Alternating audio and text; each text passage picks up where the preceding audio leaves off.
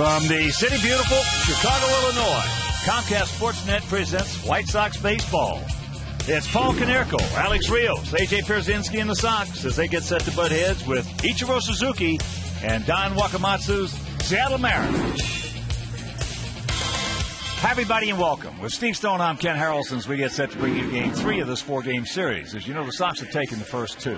They won the opener 6-1. Johnny Danks was just awesome.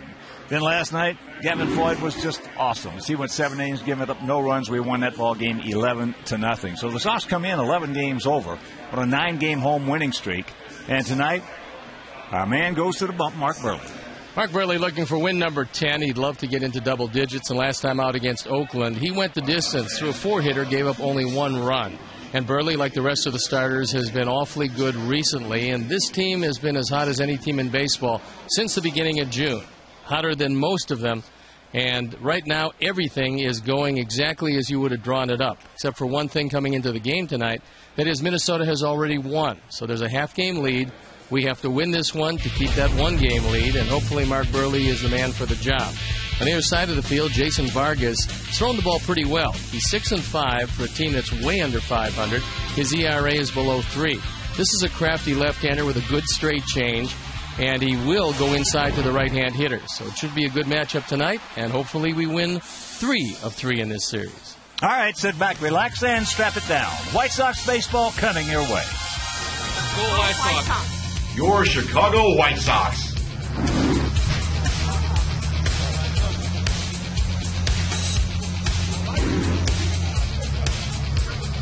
White Sox baseball on Comcast Sportsnet is brought to you in part by your Chicago area Lexus dealer, who invites you to test drive a Lexus today. Blue Cross and Blue Shield of Illinois. Member owned means our reason for being is your well-being. Experience wellness everywhere. And by AT&T. Rethink possible.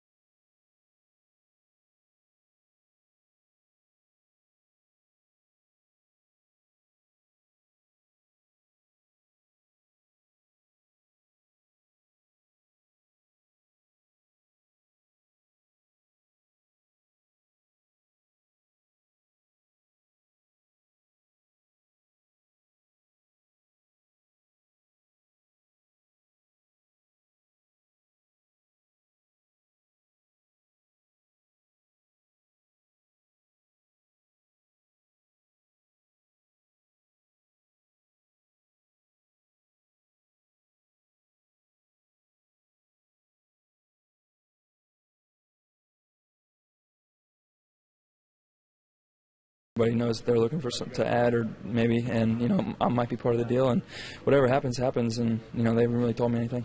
Especially with the trade deadline coming up, is it something that you think about sort of daily at this point?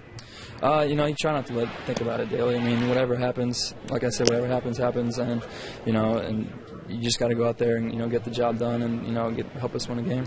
Is it good in the sense that, hey, there are other teams out there that want you? I mean, I guess maybe it's worse to feel that, hey, no one wants to trade for you. Right, yeah, I mean, it definitely feels good, obviously to be mentioned in those, big name packages and stuff like that, and it feels good to know that other teams, think highly of you, highly of your talent, but, I want to pitch in Chicago, and hopefully they know that, and, hopefully I can be the guy for them. Finally, is that your preference then, that you would just prefer to stay here and be a part of this team? I would love to be a part of the team. I like to stay independent race. It's really fun in the clubhouse right now. We're winning. It's a lot of fun, and I'd love to stay here for a long time. Of course, Hudson has been thrust into the rotation due to the injury of Jake Peavy. He certainly seems to be dealing with it very well. In fact, Ozzie Guillen said Hudson should be proud that other teams are interested in him. When we come back, Hawk and Steve will have tonight's starting lineup.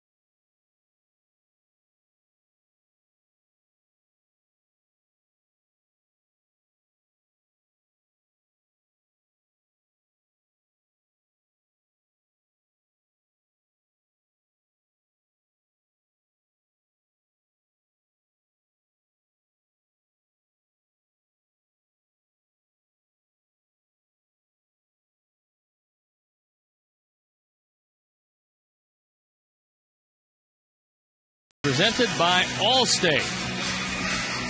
So we'll see how the lineup for Don Wakamatsu's Seattle Mariners will look against Mark Burley.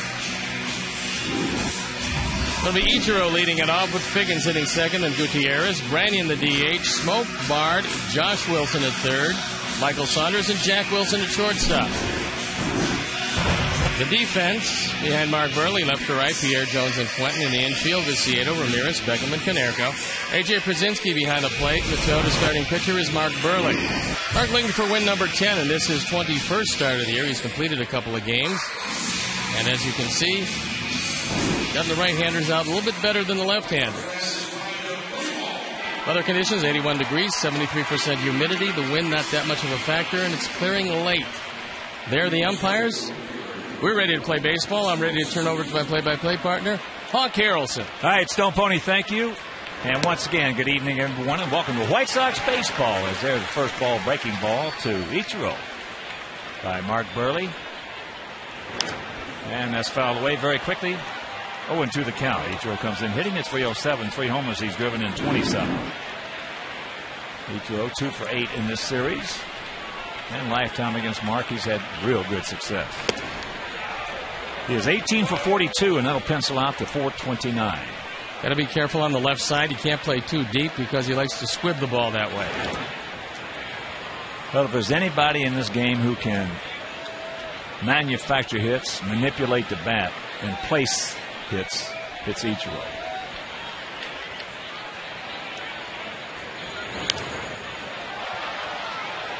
And that is back.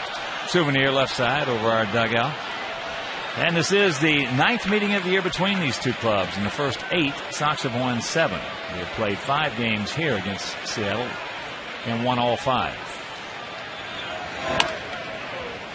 And that's chop foul. Lee Tinsley, third base coach, will make the play and make himself a new friend.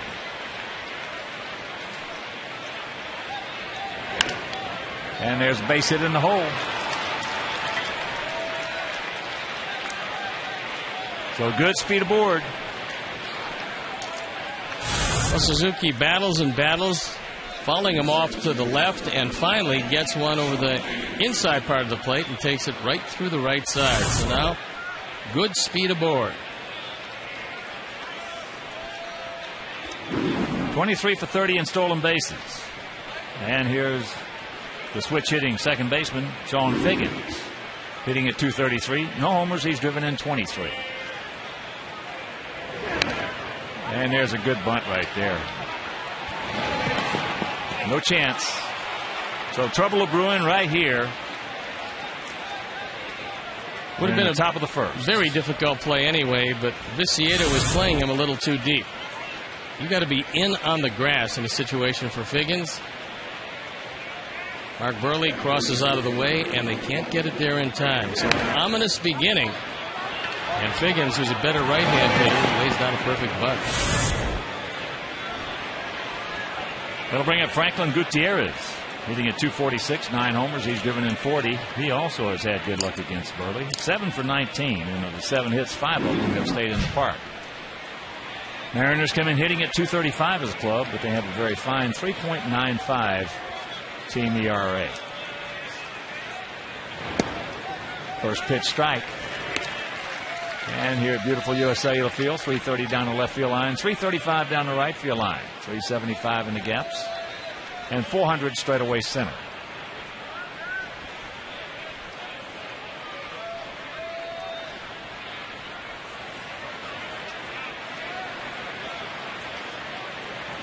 Beckham doing a good job. Hanging out around second right there with Ichiro. Marcus trying to throw a ground ball, although Gutierrez with good speed has only grounded into 6 double plays this year. Outfield straight up.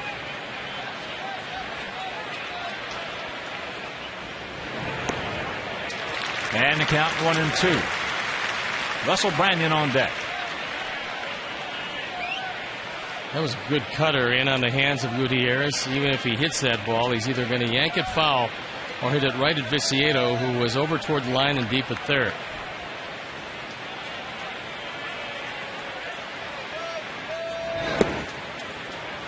The last option is tear his right thumbnail off.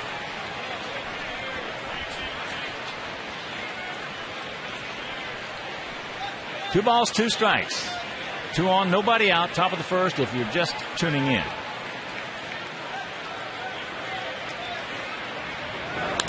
And there's a base hit. He's going to be waved around. He will score. And it's 1-0 Mariners. Still nobody out.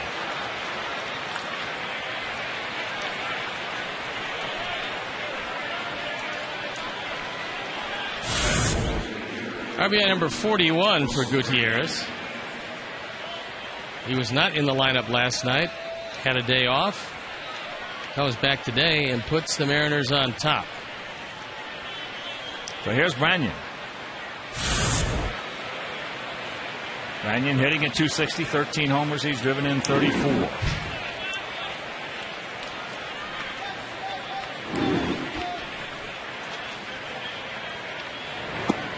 Jacks it up and takes ball 1. Lifetime against Burley. Branyan is 2 for 7. And he has a homer.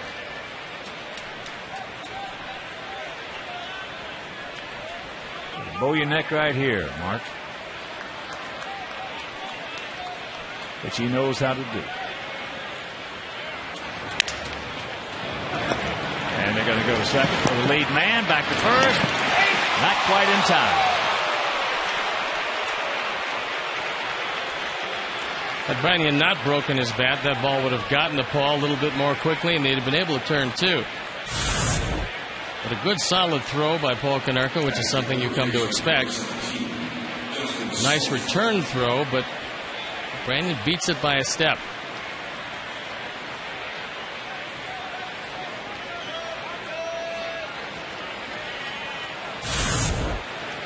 So here's Justin Smoke, Twitch hitting first baseman.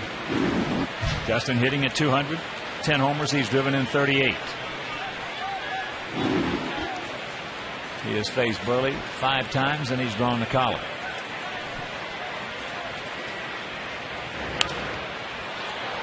Fouls that one back right side. On the oddity, when we faced Smoke as a member of the Texas Rangers, he was a very strong left-hand hitter and had all kinds of problems right-handed. But for Seattle, he's hitting .333 right-handed. They got him picked off. Watch out! Oh no! Bad throw. Dadgummit.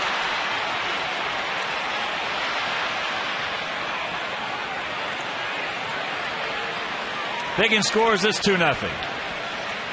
We'll take another look at it, and the man you always have to concentrate on is the guy that can score the run, and that's Figgins at third. Knowing he has great speed, Alexei just makes a terrible throw home. Figgins scores easily. Branyan goes to third, and Seattle is going to get at least 4 outs this inning.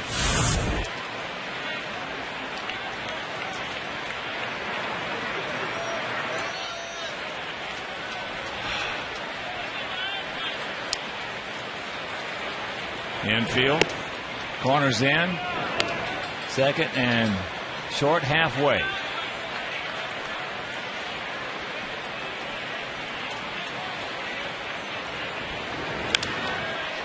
And that's going to be a high fly ball.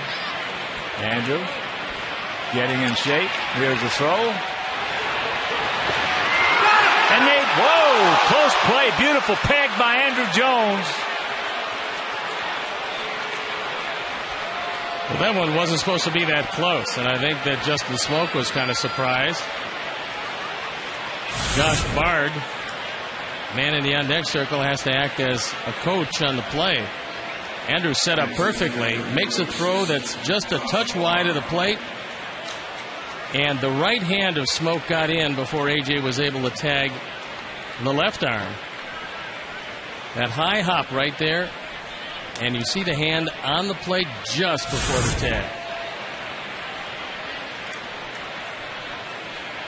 There's a beautiful peg by Andrew. So it's a 3-0 Mariner lead. And there's another base hit by Bard. That's going to be a double. So the 4th hit of the inning.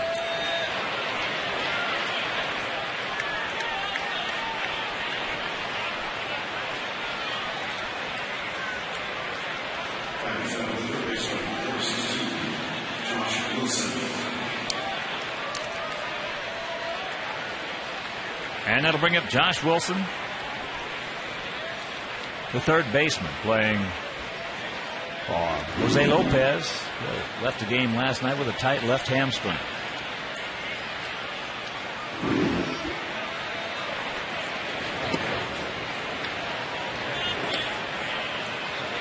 Josh Wilson has been around for a while, and when Jack Wilson got hurt, he played a terrific shortstop in his place.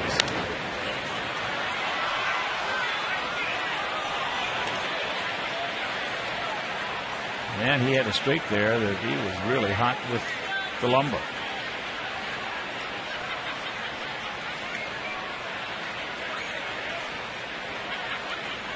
Outfield just about straight away.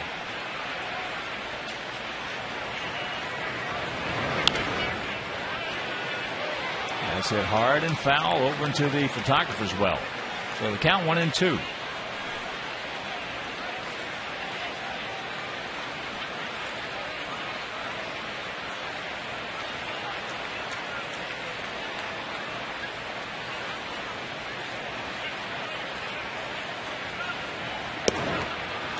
He gone.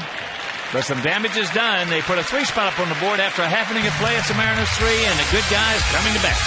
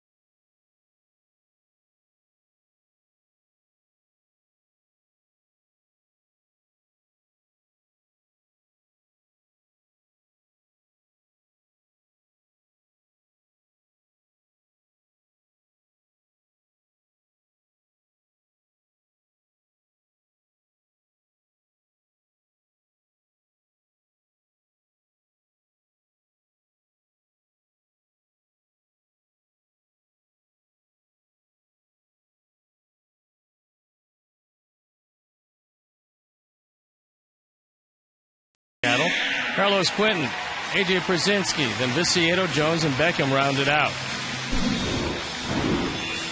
The defense and now the lineup behind Vargas, Saunders, Gutierrez, and Ichiro in right field. Then the Wilsons, Josh and Jack.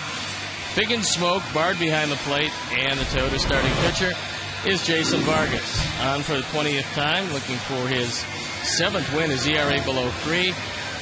Left-handers have pretty much not done anything against him. So he's got a good change, not overpowering, but he does spot his fastball well.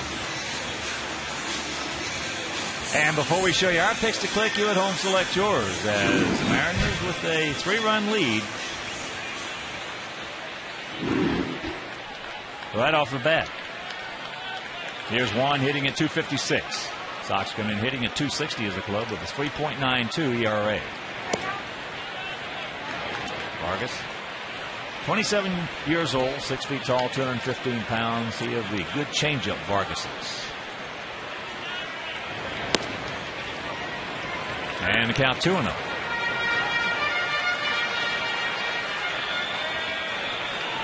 You can see he is much better at home than on the road, and hopefully that comes into play tonight. That's high. 3 balls, no strikes.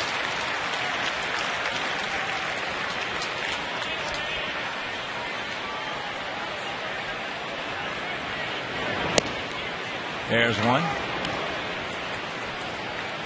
One has faced Vargas 8 times. He has 1 hit. Sox 29 and 19. At home, and there's ball 4. So the dreaded leadoff walk. Let's go, boys. And right now, let's check out our picks to click, and you can play as well. All you can do is tune into the Felco pregame live each night to see Ozzy's lineup and then make your pick. And tonight, Sox fans watching at home have voted for Alexi Ramirez. Jim Angier, our director and the crew, going with Gordon Beckham. Stone Pony's going with the Tank, Vicieto, and Mike Spadali. Along with Pete Canizone, Bertucci boys, Mike Mazza, Italian heritage last night. And we'll stay with them as we won. We're going to go with Andrew Jones. It's pretty good numbers and starting to get a whole lot better for Alexi. And a count 2-0. Alex Rios on deck. Vargas throws across his body, meaning that he steps closer to the first base side than straight at the plate. And that's okay for a sinker baller. Not so good for a fire baller, but Vargas doesn't have that kind of velocity. But it does make him more deceptive. And when you pitch at 88, you have to have some deception. And the count 2-2. Kind of a delayed call by Brian Runge, and I think Alexi was surprised at this. You can probably understand why.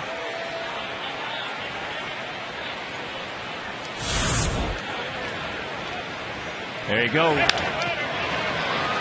And they're just going to have to go to first base. And that's out number 1. Well-timed running on the part of Juan Pierre because it's a tailor-made 2. Jack Wilson just took a look up. Kind of bobbled the ball a bit. I think he was surprised that Pierre was as close as he was, knowing he had no play at second. Took the easy out at first.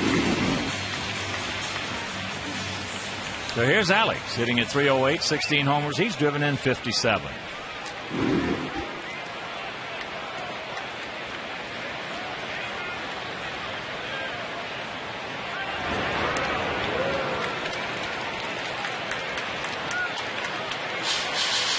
Those plays work even though they don't get the out.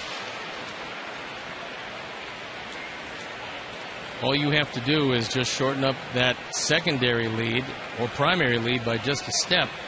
Sometimes it saves you a run. There's the strike.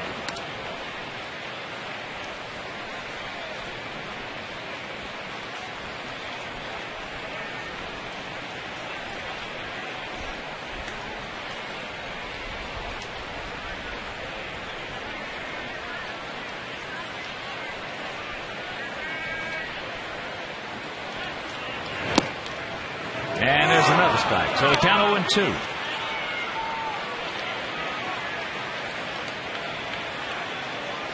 If you missed it today, Detroit acquired Johnny Peralta from the Cleveland Indians, for a minor league pitcher. Peralta certainly will help them playing third base. And there's a shot. That's a base hit. One. Going to be waved around. Here's the throw. It's cut off, and he scores, and it's a 3-1 ball game. RBI by Alex Rios.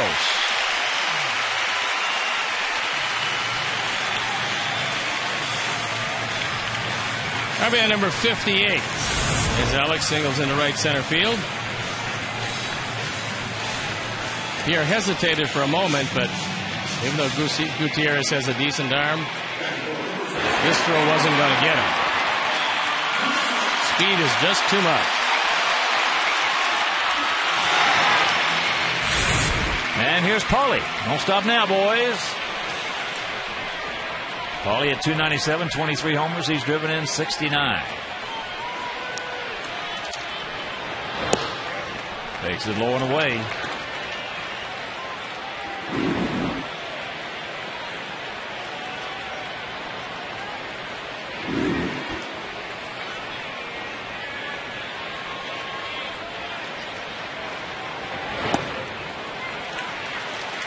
And Paulie last night, if you missed it, poof. Last night he went the opposite way. Ryan Roland Smith, who gave up 11 earned runs, was placed on the disabled list today. And takes it right down Michigan Avenue.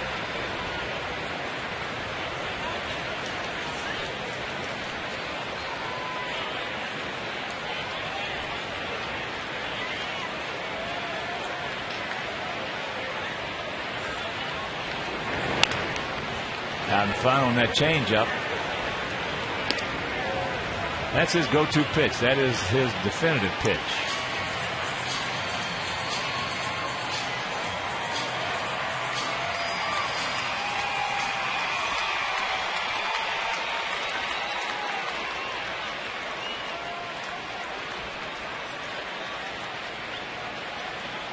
Just a decent lead by him. Oh, it looked like it got the mask of Brian Runge. Now Bard is going to take his time. Again, we've seen the professional courtesy on both sides. So Bard waits on the grass in front of home plate till Brian Runge can collect himself.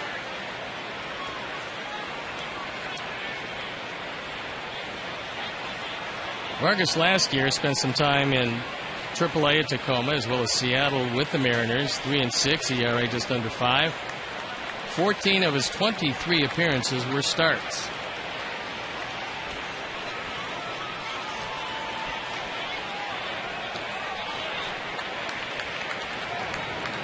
The 2-2 pitch. No.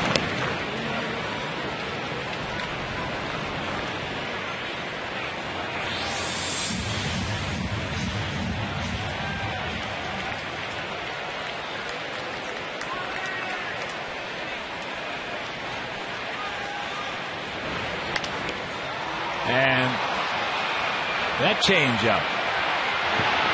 If Ichiro can't get it, it can't be got. Well, that ball just kept drifting away. And Paul will have another life.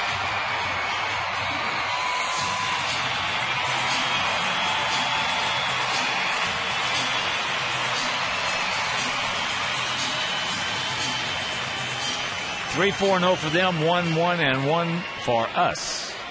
Here in the bottom of the first inning if you're just joining us. 1 out and the 2-2. It's full. Well, now if Vargas has been saving his best move, this is a really good time to break it out. Well, Alex going to have to be heads up. You never get picked off on 3-2.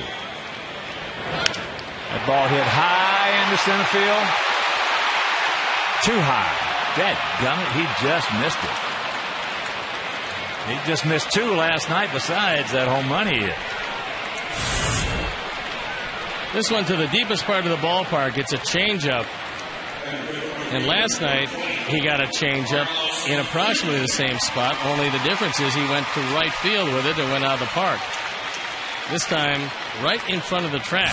Gutierrez able to haul it in 390 feet away from home plate.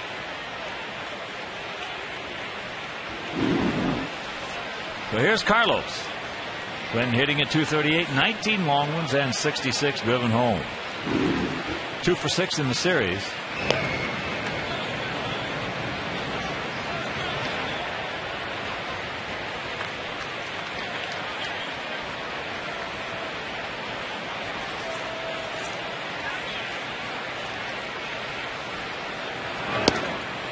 And there's strike 1.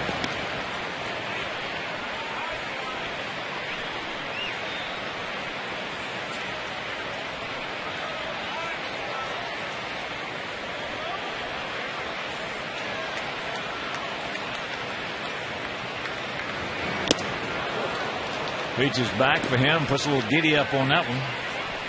Well, he's thrown 87-88, and it looks much faster coming out of his hands because of the steady array of off-speed pitches. Just the specter of a changeup in the guy's mind makes it look faster.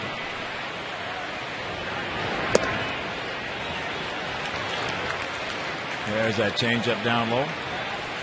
So 1-2.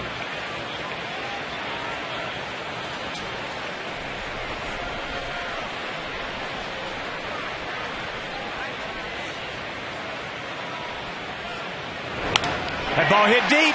Stay fair. Stay fair. He looks up, and it's foul. Dadgummit.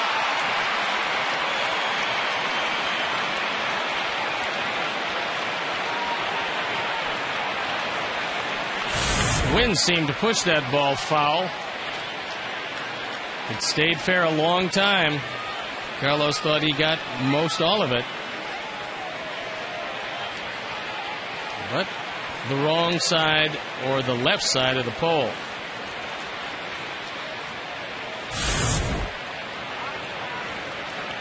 So the 1-2 pitch.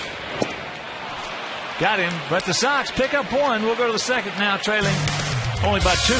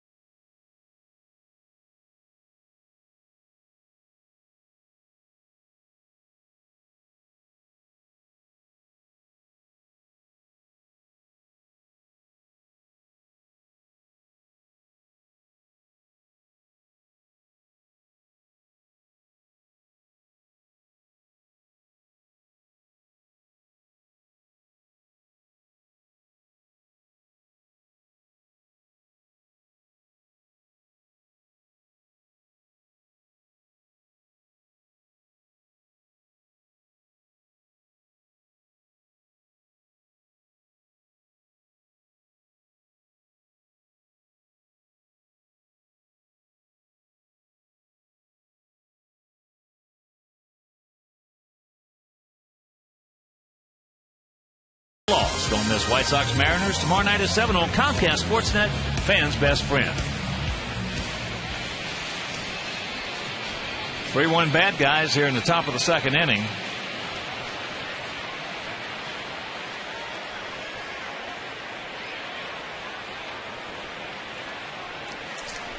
It'll be Saunders, Wilson, and back to the top of the order with Ichiro.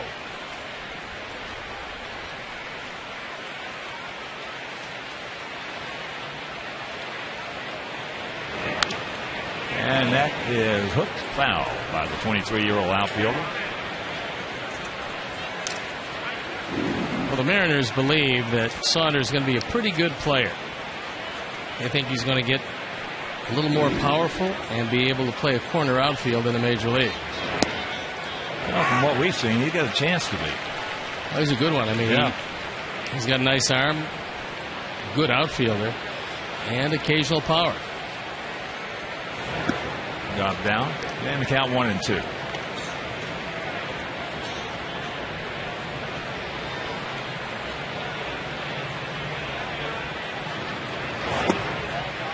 Two balls, two strikes.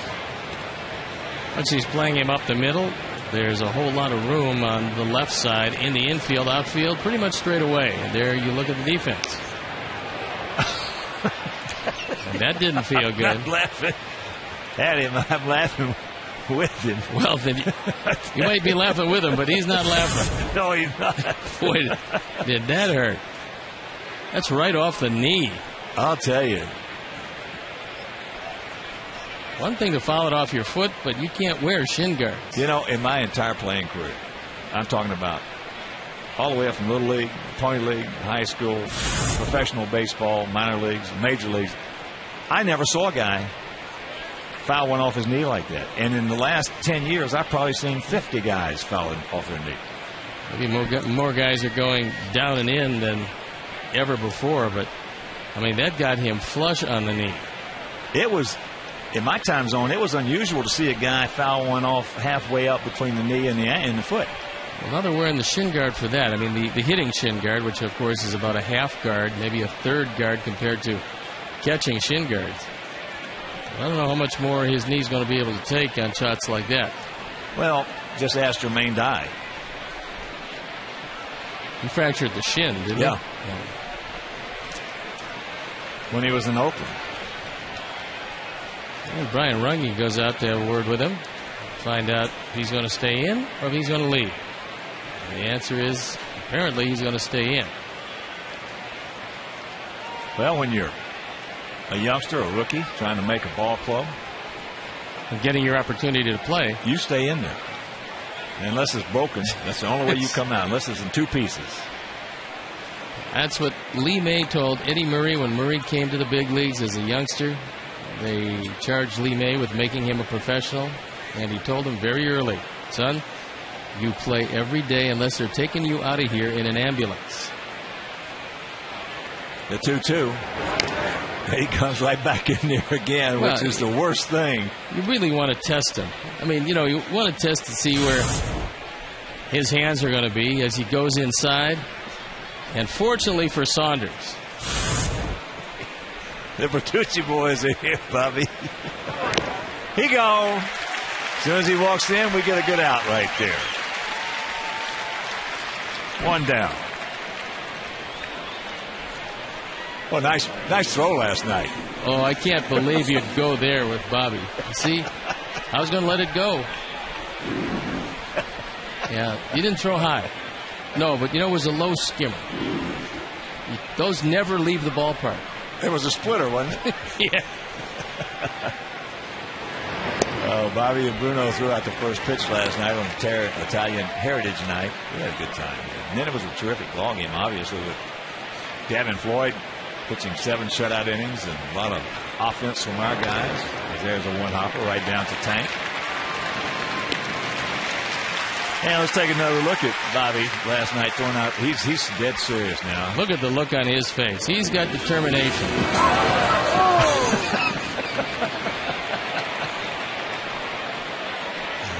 Well, you got to give the pink flamingo right there. Got to give Mark Burley a lot of credit because he made the stop. So 2 out, and here's Ichiro. He fought off 3 or 4 pitches and then got one that he could handle and got a base hit to start off that 3-run first.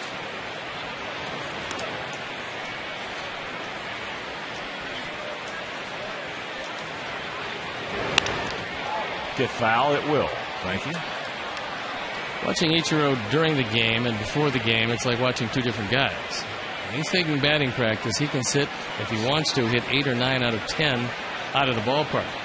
But getting in the game, he usually hits it to the left side.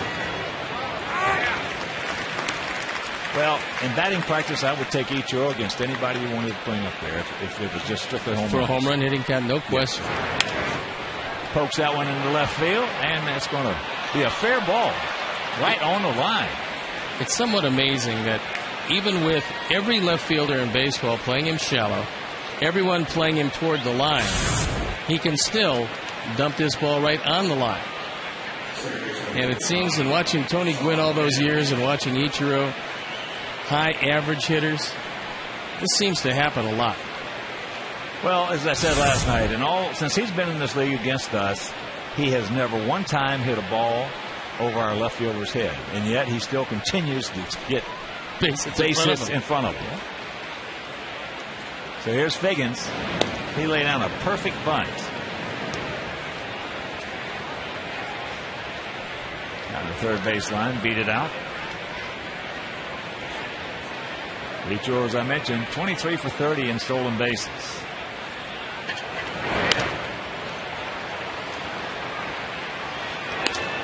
With 2 out, nobody on, Ichiro is going to have to show me, if I'm playing left field, that he can hit it over my head, because I'm going to be behind the shortstop almost.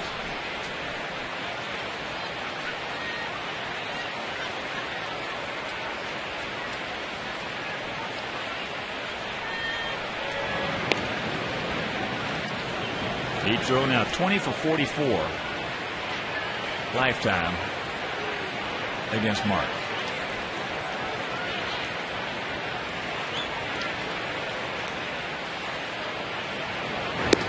That's inside. 1-1 to count to the 32-year-old veteran switch hitting infield.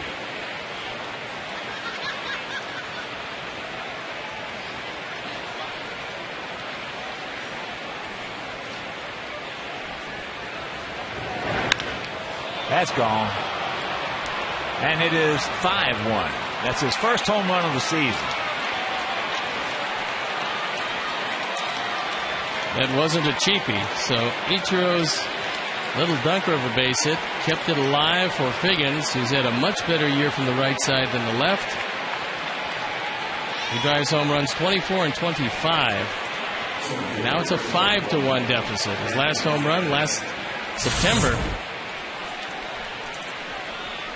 This appeared to be a changeup that Mark probably wanted to throw away, but didn't get it there.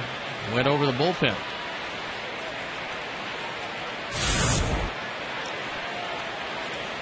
So here's Gutierrez. He had an RBI single right back through the middle.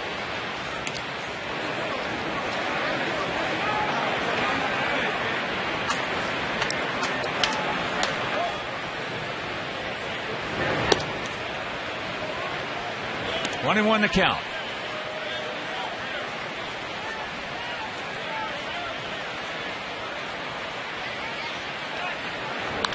That's foul. Watch out.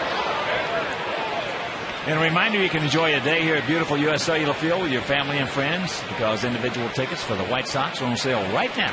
So for tickets, visit whitesox.com or call 866-SOX-GAME.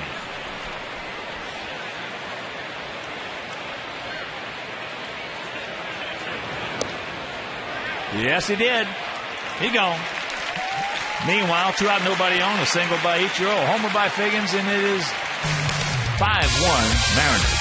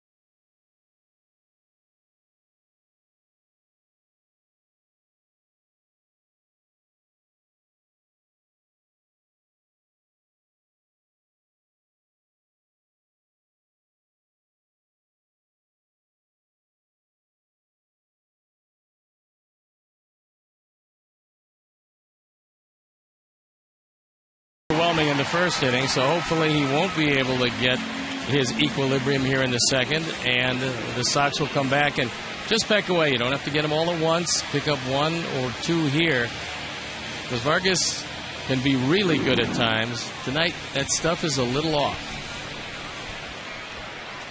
Brzezinski, Viciedo, and Jones here in the bottom of the second.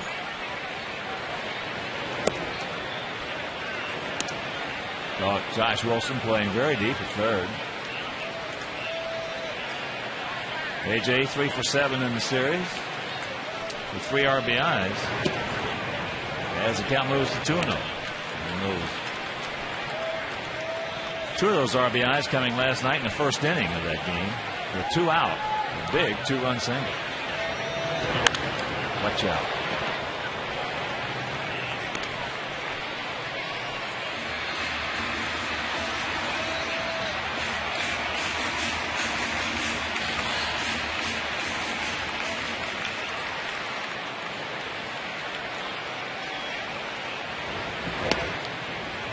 Pitch to even the count at 2. Tampa Bay leading the Tigers 5-3. Game in the bottom of the 5th at Tropicana Field. Broken bat.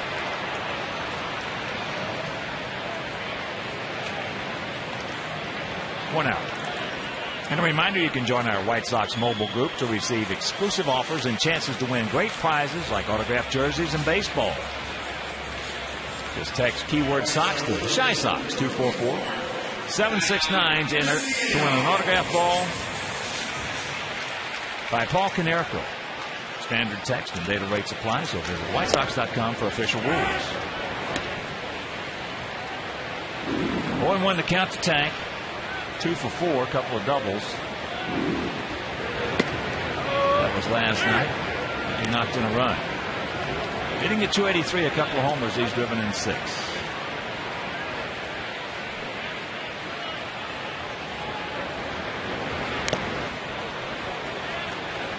Good changeup. And Viciedo well out in front of it.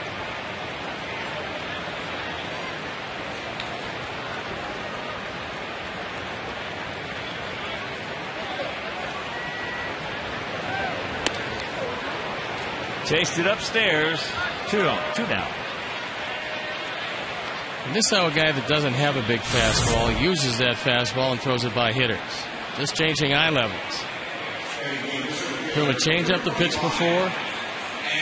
Trying to slow down his bat. And this one, not more than 88 tops. Well out of the zone. Well, the real guns are the eyes of the hitter, not the radar guns. Yeah, when you get a guy like a Jamie Moyer out there throwing that changeup and he throws that 82-mile-an-hour fastball, sometimes it looks a lot harder than a guy who's throwing 95. So as long as they keep it down, as long as they throw the changeup down.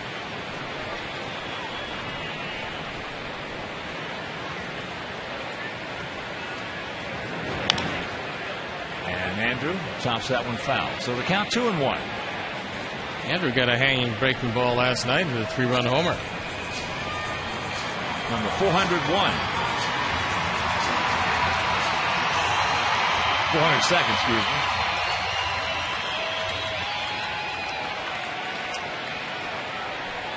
.402 home run. And if you missed it, 2 on. Poof. A hanging breaking ball. And Ryan Roland Smith, who had been pounded all evening, knew where that one was good.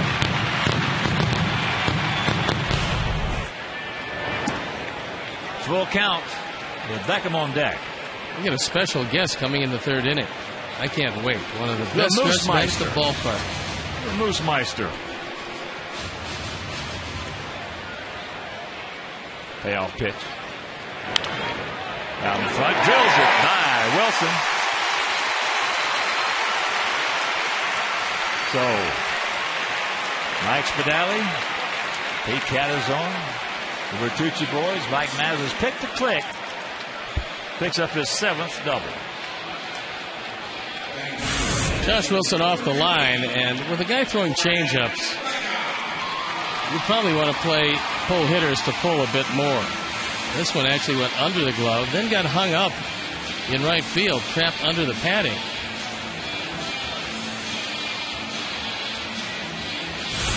Saunders had to dig it out. Andrew content to stay at second. Pick him up, Gordon. Back him 2 for 8 in the series. He had a couple of doubles himself last night. Fouls that one away right side.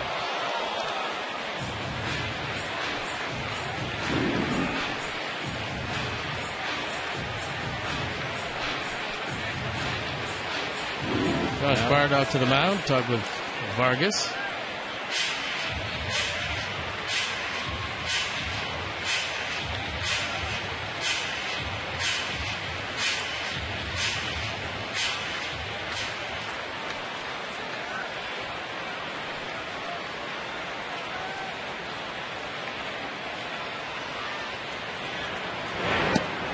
And a good check right there. A ball, a strike, 2 out here in the bottom of the second. 5-6-0 for them, 1-2-1 for us.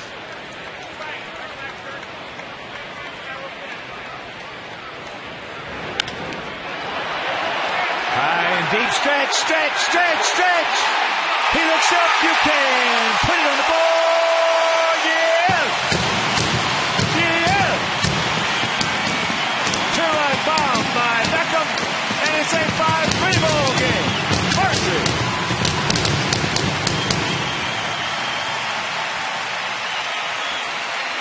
Gordon got it up in the jet stream, and that ball just kept on drifting.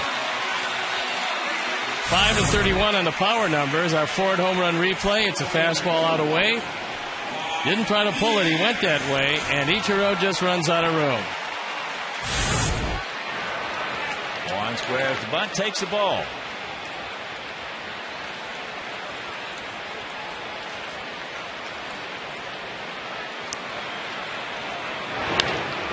And that's slapped by. Gotta hurry.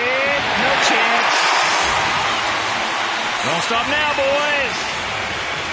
One knows all he's got to do on that play is get it by the pitcher somehow.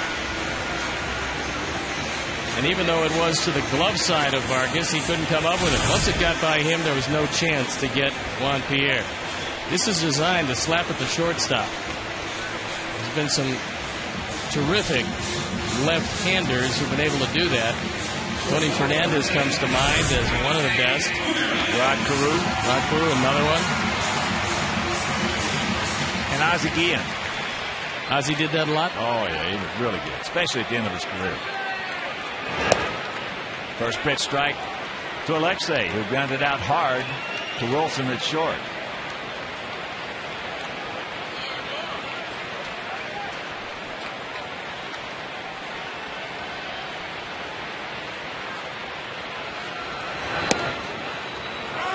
And the count 0-2. Sox right back in this one. We came back for this inning. We talked about Vargas not having quite the stuff that he normally has tonight. And there's a base hit. Don't stop now, boys.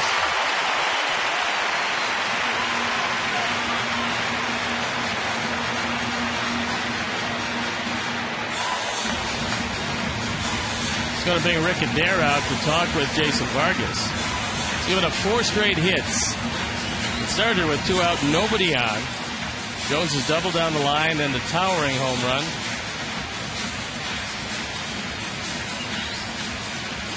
And the tying run at first base.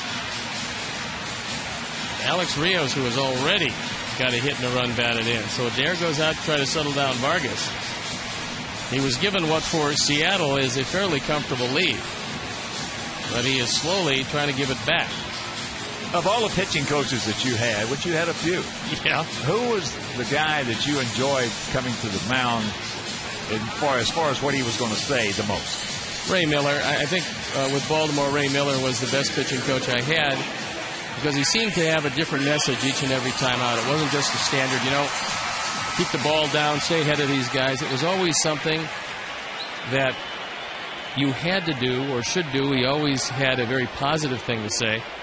But sometimes he came out and talked nothing at all about the situation. Right. He'd just come out and say, how you feeling? I'm feeling okay. He said, okay, just want to check, see if you're feeling okay, and then he'd walk back into the dugout.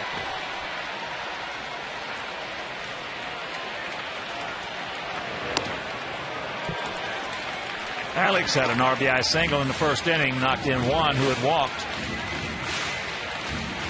And then Juan was on his way to second as Alexei grounded hard to short. They couldn't get the force at second. And it paid off that he was moving.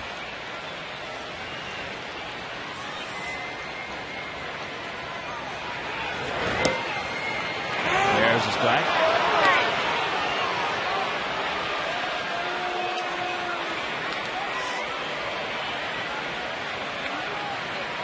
Two on, two out. 1-1 to count.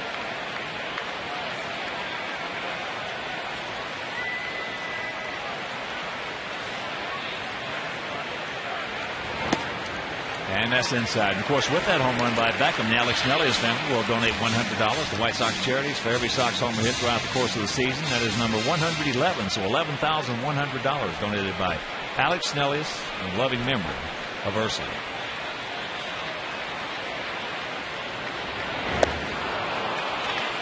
There's that changeup. Got it in a great spot. That's probably as good a changeup as Vargas has thrown tonight. He's been leaving a few of them up. That one was low and away where he has to have it to be successful.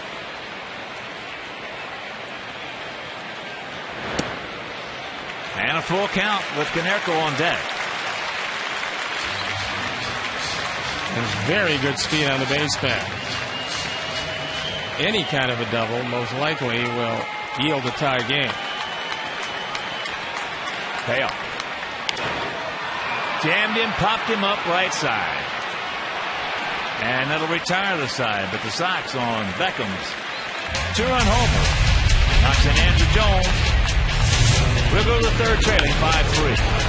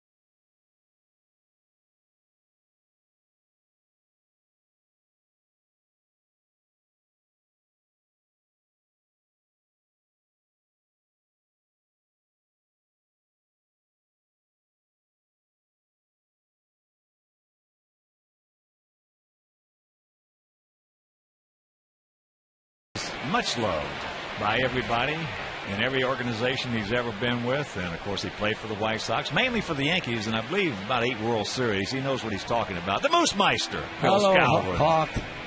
Welcome to the Moose, buddy. Nice to be with you guys. Stevie's on my case all the time. Yeah. I see you all the time, but we've never talked as much as he did. We have lunch together. Well, he talks more than I do. Oh, yeah, he's a chirper. Oh, boy. He don't miss a trick. No, I think it's wonderful to finally, I mean, we've invited you up here many times, and I know that you're here to sell something, as you usually are. So what is it tonight? Tonight I'm selling the White Sox Fantasy Camp. January 11th to the 16th in Glendale, Arizona. We stay at the Wigwam Resort and Spa. It costs $4,195. And if you need any information, call 312-674-5444. Now I'm done with the commercial. But let me ask you a question. Do you give out any scholarships to this? Because a lot of people might be interested, especially if you give half or partial scholarships. Whatever they want, we'll take care of them. Oh, Hawk, I know we've talked at lunch hour and stuff like that, and you said you went out with Mickey Mantle a lot of times. Now, I went out with him once in 9 years, and I had the pleasure to dress in the locker between him and Yogi Berra. And Mickey said, Moose, why don't you go out with me? And I said, Mickey, I didn't live your way. And he respected me for that. Yes, he did. People don't know to this day. Right. People do not understand what a great guy Mickey Mantle was. I roomed with him when I just 19 years old. I just signed my Yankee contract. He was 18 years old. We worked out across the street at Sox Park. And then we took a train to New York and worked out for a week together. And I'll tell you what, I roomed with them. To me, he was the best ball player I played with or against in my career. Johnny Mize, who was our hitting coach in winter ball one year, and of course, I was with Kansas City at the time. And I was like 19 years old, 18 years old. So we were in the shower one day, and we're talking about players. And the big cat, of course, was quite a player himself. And yes, he was. I asked him, I said, who's the best baseball player on the planet? He said, Hawk, greatest baseball player God ever put on this planet. Whoever put a pair of spikes on was Mickey Mantle. That's right. And I told Dick Vitale, I heard he was out here last year throughout the first pitch. And I told Dick, I says, I heard you say on television, the greatest ball player you ever saw play was Willie Mays. And I said, well, I beg to differ with you. I said, Mays played in 2 World Series and Mickey Mantle played in 12. And I go by winners. And then I heard he was in New York the following couple of days later, and he said, I got to apologize to Moose. Moose is right. Yeah. And Mickey was a great competitor. You know that. Oh, yeah. I mean, he'd strike out 4 times in the game, and I'd be by his locker, and he'd start crying. I says, Mickey, tomorrow's another day. He says, Moose, I let 50,000 people down tonight. Well, as you can see down on the field, there's a delay. Home plate umpire Brian Runge, evidently, he was hit hard by a foul tip, and hopefully he's going to be all right. And let's take another look at this foul tip. Well, I think what's probably going to happen is I think that he'll probably leave, and they'll go with 3 umpires, but they have to then change the gear because, and Hermie's talking to him right here, they're going to switch around the umpires. Brian Runge's going to be looked at, and whoever is going to go behind the plate, it's not going to be Jerry Lane, is now putting on the gear, and so that's the delay on the field. But while that delay is going on, we still have Moose here in the booth. And Moose, I can't go no place. No, and I know you played a long time with the Yankees. I played 3 years in the minor leagues, 9 with the big club. I spent 12 years in the organization, and we won 10 pennants. You also won with the Dodgers. That's right. And now you also came here to the White Sox. And I got another ring, and I gave it to my daughter, 2005. Now that was a good one, wasn't it? Yes, it was. I've been with the White Sox organization now for 11 years, and they've been good to me. Mr. Reinsdorf said, heck, he was out on the field all day today talking to the players. He mingles.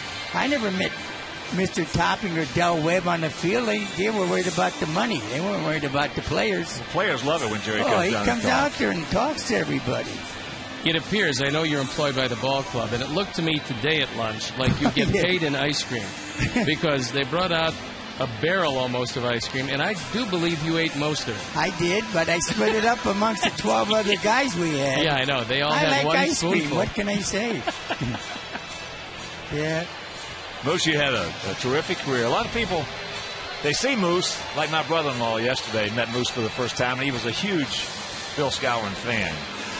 And after we met him, we were walking away, and he said, Hawk, I thought he was a lot bigger than they call him Moose. No. I said, well, he's the world's smallest moose, but he's the world's strongest moose as well. Well, the funny part, how I got my nickname was Grandpa. My grandfather shaved off all my hair when I was about 8 years old, and I got outside, and all the guys started calling me Mussolini. At that time, he was the dictator of Italy. And there's years when I went to grammar school, high school, and college. Everybody called me Moose. But New York, Billy, Whitey Ford and Mickey would always call me Bill. I said, I never answered them back. I said, when you call me Moose, I'll talk to you. Boy, that was a cast of characters y'all had there. Oh, we had a great ball club. I mean, 3 M's, Maris, Mantle, and Moose. We had 143 home runs, which I'm proud of. You had 3 and the others had 140? There you go, bro. Jeez, I had to watch out for him. I had 28 home runs. Yeah, but that was during the live ball era, and you were playing in a small ballpark. What live ball? Look at these guys all catch balls one-handed. We couldn't do that when I played. You guys weren't good enough. I never hit myself in the shins. And I see guys say, "Do you ever hit yourself in the shin hitting?" No. I never did either. We were just talking about, I never my whole career saw a guy foul one off his knee. I never, yeah. Imagine if you hit another foul ball on any, what would happen? I don't know. Here we go, Russell Branyan to lead it off. Can't get that one. It's a 5-3 Mariner lead. If you're just tuning in, Mariners with 3 in the first. We had 1 in the first. They had 2 in the second. We had 2 in the second. Got a long way to go in this one. This guy out there pitching for us right now, tell you what. He's good. He got good stuff. Yeah, but the point I'm making is that he could have pitched and played in any era. Yes, sir. You're right about that. And talking about that, I want to send out a big White Sox shout out to John and Pat Burley, his parents, especially Pat, who's going to have to babysit John for a while. He's having a little work done. John, everything's going to be fine, buddy. As he gone. He gone. 1 out. Strikeout number 4 for Mark Burley, and he showed a lot of breaking balls. That last slider breaking well away from Branyan. Steve, I wish I had faced you. I don't know why. I just miss you. I retired in '67. When did you come up? I was born in '66. Here we go again. So I'm going to be 80 years old in December. I think I could get you out now. I think you could too. There's a Nice play. Watch this. Nice play. Again. He did it yesterday and he did it again tonight. That's the third one he's made lately. Yes, sir. And they've all been against the Mariners. And I think they're getting to the point where they're going to make a conscious decision maybe to hit it to somebody else. This was the farthest throw he had of the 3. He was deep on the outfield grass, going to his right. Doesn't have a chance to really set his feet. Gets it all the way there, a strike. And Corneco, I never realized he was that good a glove man at first base. He's made spectacular plays, I tell you. I've watched him for the last few years. He's got as good a hands over there as anybody. He's got great hands. Even when they work out, they throw the infield ball. He makes the guys throw it on the ground so he can scoop it up. Well, he used to do that, I didn't you? get paid for No, I didn't get paid for that glove. Are you kidding? Me and Hawk were the same. Good try by Beckham. And there is another duck snort by Bard.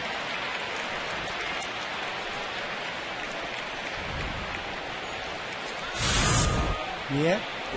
Pretty good effort by Gordon Beckham, but he gets turned around. You're going to make a lunge with your back toward the infield. It's going to be a tough play to make. I'll tell you one thing about Gordon right now. He is hot. Yes, he is. He is really hot because Alexei just made that great play. He had a chance to back it up with another great play. He's a competitor. Yes, he is. They better not give up on him. They're not. They'll trade you first, Moose. I know. I'm playing out my options. I'm going to go out with Mr. Reinsdorf with the hockey team in Arizona. All right, we'll be back.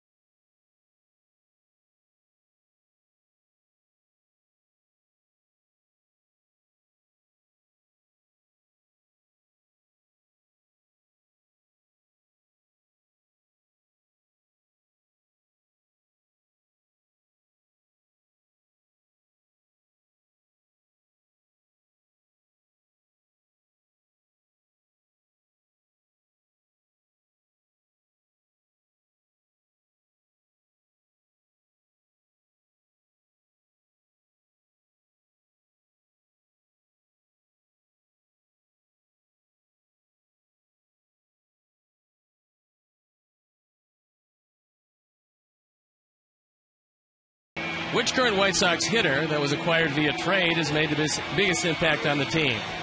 A. Juan Pierre, B. Paul Canerco, C. Carlos Quentin, D. Mark Kotze. You can text A, B, C, or D to 53695. Stick around for the U.S. Cellular White Sox postgame live for final results, or visit csnchicago.com. And joining us in the booth is Bill Moose Skowron, one of our dear ambassadors of this ball club. I don't know. I'm happy Frank Thomas is with us. That's too. great. There's not a bad bone in his body. I know. Nice guy. Always been. He gets a nickname. I don't know. I'll think of it before I get off the show. Legend. Yeah, he calls me Legend. And here's Canerco. Paulie just missed one back in the first inning. Flying out high and deep. Center field takes ball one. A lot of people don't realize it. He's much, much bigger than you. Oh, I know that. Oh. But they don't realize that Moose Skowron, for a right-handed hitter, could hit the ball as far, if not further, to right center than Frank Thomas. Oh, yeah. You know why? I had to learn how to hit the right field. I led the club in hitting double plays. And Casey Stengel called me in the office, and he says, Moose, you don't learn how to hit the right field. I led the club in double plays. He says, you don't learn how to hit the right field, you're going back to the minor leagues. The next day I started hitting the right field, and I said, geez, I got power out there. It was 407 feet to right center in Yankee Stadium. And me and Elston Howard would knock them in there all the time. Because I know Joe DiMaggio used to get mad at Yogi because his fence in dead center was 461. And Joe would hit him by the monument and catch him, and Yogi would wrap him around that pole, 296 feet. That ball hit deep. That's gone. Get up. Get out of here. Oh, boy. There's another one he just missed. Yes. I better quit. I'm talking like Santo. Oh, no. I'm tired of hearing that. You're doing just fine. Except on that particular call. It's very deceiving up here. It is, yes. See, it's the angle. I know. And then you have the circumference you have to look at. You're right. I made a mistake. But that's how I learned how to hit the right field, Hawk. Moose was what you call a Tommy Hawker. Yeah, it was a time. I couldn't hit in the big leagues today. You got to be an uppercutter. You got it? You would have adjusted. Oh, I don't know about that. You would have adjusted. What size bat did you use? 36 ounce. Yes, sir. See, today, that's way heavier than most of these guys could ever imagine swinging for a full season. I don't know. I've done it until my last 2 years. I went from 36 ounce to 34. That was Mickey Mantle used my bat right-handed. Left-handed, he uses a light bat. He used K55 a lot. Yes, he did, yeah. He gave me some of those. He used to give me a few every year because he got great wood. And rookies, of course, when I was there. You went out with him more than I did. I went out with him once, but you went out with him a lot of times. We went out a lot of times. I know. You were telling me. No, he was a tough guy, but a great competitor. I miss him. He's been gone since 95. Roger Maris since 1985. Hank Bauer died, 3 years ago? And we're getting old, Steve Stone. You too. There's no doubt about it. Well, you know, Moose, you and I especially, let's face it, our life cycle's coming to an end. I know. What can I say, Hawk? But you know what? I wouldn't change a thing. Me neither. No, I told my wife, I pull the plugs on me. I said, don't worry, Moose. If she doesn't, I will. I know, Stone. I will be more than happy to do that for you because you're a dear friend of mine. Well, thank you. And also, by the way, when that day comes, and we hope it's 20-some years down the road, could you allocate a couple of those Mickey Mantle balls to me? Don't start. Those are being sold. She's got them all. You got to talk to her. She's the boss in the house. You know that. You're the only guy I know that gets new ones, though. No, I don't get new ones. No, I don't. She had them stored away. A likely story. Oh. Just give Hawk and I just one day to go inside your house and take a look and inventory some of the things you have. I don't know where a lot of stuff is. Yeah. Uh-huh. I'm learning. You know, you can go to hell for lying like you can for stealing. Oh, God. Here's the 1-2. Jammed him right there. 5-3 Mariners on top here in the bottom of the third inning. Moose, did guys throw at you more in your day? Because we don't see a lot of pitchers throw at guys. I didn't mind getting hit with 2 strikes, Steve. I didn't mind getting hit. I got hit in the head one day. D-Lock hit me in the head with the Boston Red Sox, and Ted Williams told me this story. He says, Moose, he says, he come to the dugout, and he says the next time Moose comes up to hit him and hit him right between the eyes. And he hit me in the head. The ball went through the helmet, and Sammy White says, Moose, that ball didn't hit you. I said, I got a bump on my head. I go to first base, and Casey says, read the scoreboard. I read the scoreboard. I says, God, let Bob Cerf hit a ground ball at Don Budden. He'll give it to Gene Mock, and I'll break up that double play.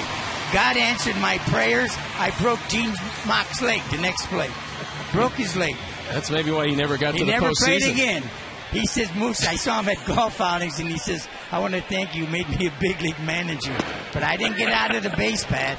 I happened to make a good slide. But that's what we were taught in our time. The game was a different game. Today. And when you started playing, I know there was only 2 bases. Yeah, 2 bases, yeah. That's low. 1-1 to count to A.J. A.J. grounded out. Smoke it first. I can't complain. I never played baseball in high school. I went to Purdue on a football scholarship, and Hank Stram was my football and baseball coach, so I had a nice career. All right, a 1-2-3 inning, and we will go to the 4th. Back with more from Moose Skowron after this.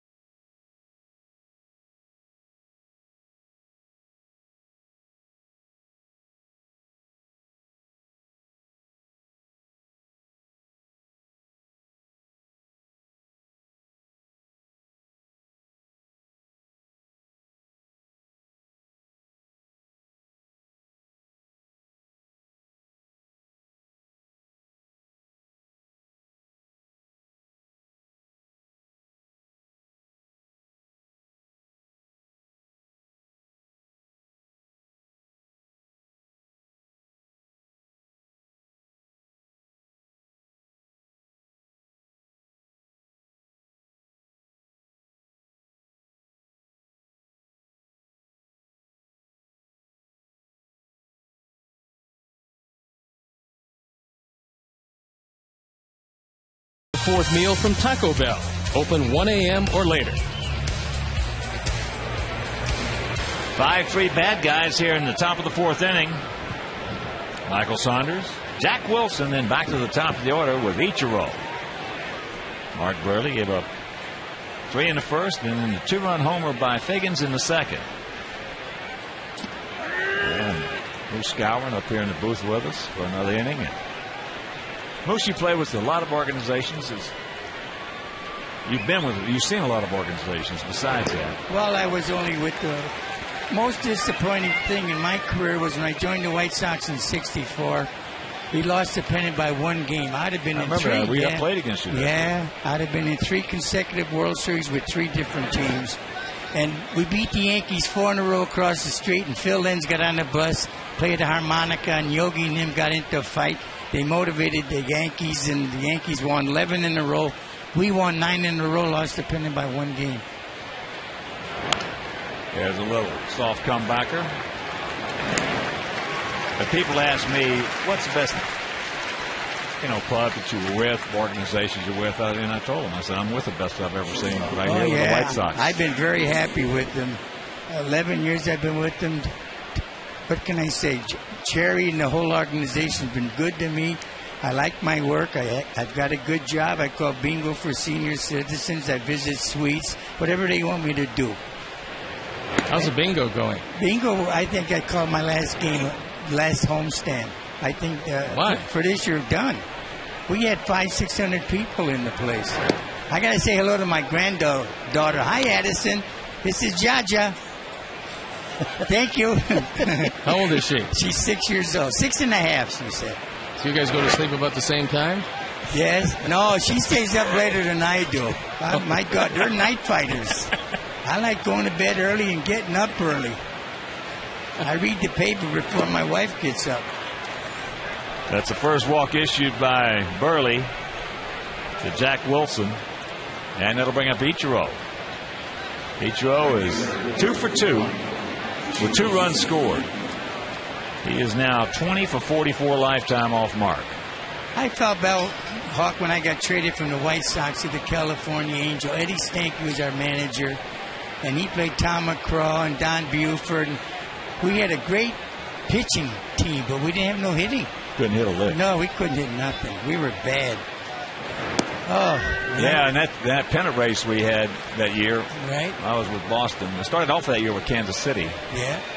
And Stanky was a piece of work. I remember y'all came into Kansas City to play us, and John Buzzhart was pitching. Yeah, Johnny Buzzhart, good stuff. So he had 2 men on. He hung me a curveball, and I hit it over that left center field fence there in Kansas City. Yeah. And next time I come to the plate, Stanky's on the top of the dugout screaming, "Stick it in his ear, Buzz! Stick it in his ear!" We had a meeting one time. Oh, darn it. Man. Right through the wickets. That hurts right there. I think it's probably going to go E5. It should. We had a meeting, and Eddie Stanky says, I don't want nobody talking to the Yankees. If you get caught talking to the Yankee players, it's going to cost you $50. Mickey got a base hit. He says, Moose, how's the wife and kids doing? He said, I'm talking to her. How the kids doing? Your wife? I said, I can't talk. It's going to cost me $50. He says, all that money I made you in World Series, and I'm not worth $50? So I started talking to him, and Stanky gave me the $50. I said, I'll pay for it, but he never come up and get it. That pitch outside to Figgins. Figgins had that bunt single, and then cranked out that 2-run homer, his first of the season. First of the season. 2 on, 1 out. Come on, double play.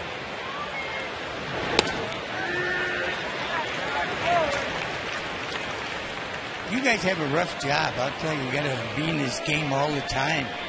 Well, you have to do that. I know. You have to talk about the nuances, but this isn't really work, Moose. This is fun.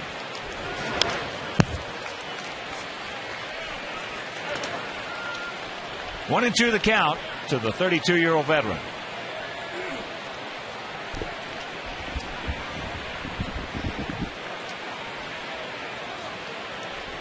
It's a fun ball club we got to watch this year. Yes, we got a great ball club, I'll tell you that. They're all playing together. There's no individual stars. Everybody's picking up each other every other day, so that's good. I like it because we can score from second and we can go from first to third on a single. You know, at the first month, 6 weeks of the season, they had us out of everything, right? Well, that's high into left field. Well, the first 2 months, we couldn't catch a ball. I know. You can't win unless you can catch it. That's right. That's 2 down. This one, no, Moose. We all know about the great natural rivalries. We know now it's Yankees and Red Sox. When you played there all those years and the Yankees just dominated everybody, who was your natural rival? Was it the Red Sox? Red Sox. No, the White Sox. White Sox in Cleveland. Cleveland had a great win. Garcia, Lemon, Narleski, Mossy. Cleveland had the great pitching staff. So did the Sox. But the Sox didn't have no hitting. They were Landis, and they had Targeson, you know, and then Aparicio. He didn't do nothing. I know he's in the Hall of Fame, but he never heard us. I'm sure he'll be happy to hear that. Well, they didn't have that good of hitting. They had great pitching. Well, yes. I mean, he's in the Hall of Fame. I know I'm in the Polish Hall of Fame. Well, you know, in '67, when the Cardinals beat us and we won the pennant, and the Cardinals beat us in 7 games, and we all talked about it, the best pitching staff we saw all year was the White Sox. Yes, that's right. They were always great pitchers. They had a great pitching staff. They didn't have no hitting. Even when I was here, we had great pitching. Gary Peters, Joe Harlan, Johnny Bazard, White Wilhelm, Eddie Fisher. We had great staff. Tommy John, right. But that's why they went out to get you. They got me. How'd that work out for you? We lost the pennant by one game. Well, I know. Had you gotten a couple more hits, you'd have won one. Yeah, I know. I led the club in home runs. Me and Honey Bear Romano. John Romano, the catcher? Yeah, the catcher. I think we had 18 or 19 apiece. But the best hitting pitcher I saw was Gary Peters. Oh, he was supposed to be terrific. I beat him. I hit a home run against him. He still wants to get a bonus from me because he pitched a no-hitter and I get a base hit and I hit a home run against him. And I said, I'll give you the money. It's over with. 2 out, 2 on. 2 balls, 2 strikes. And that ball hit deep in the left field. Stay in here. Stay in here, baby. All right. It will. Thank you very much. Got in on him just enough. Burley pitches out of it. And we'll go to the bottom of the 4th, trailing by 2.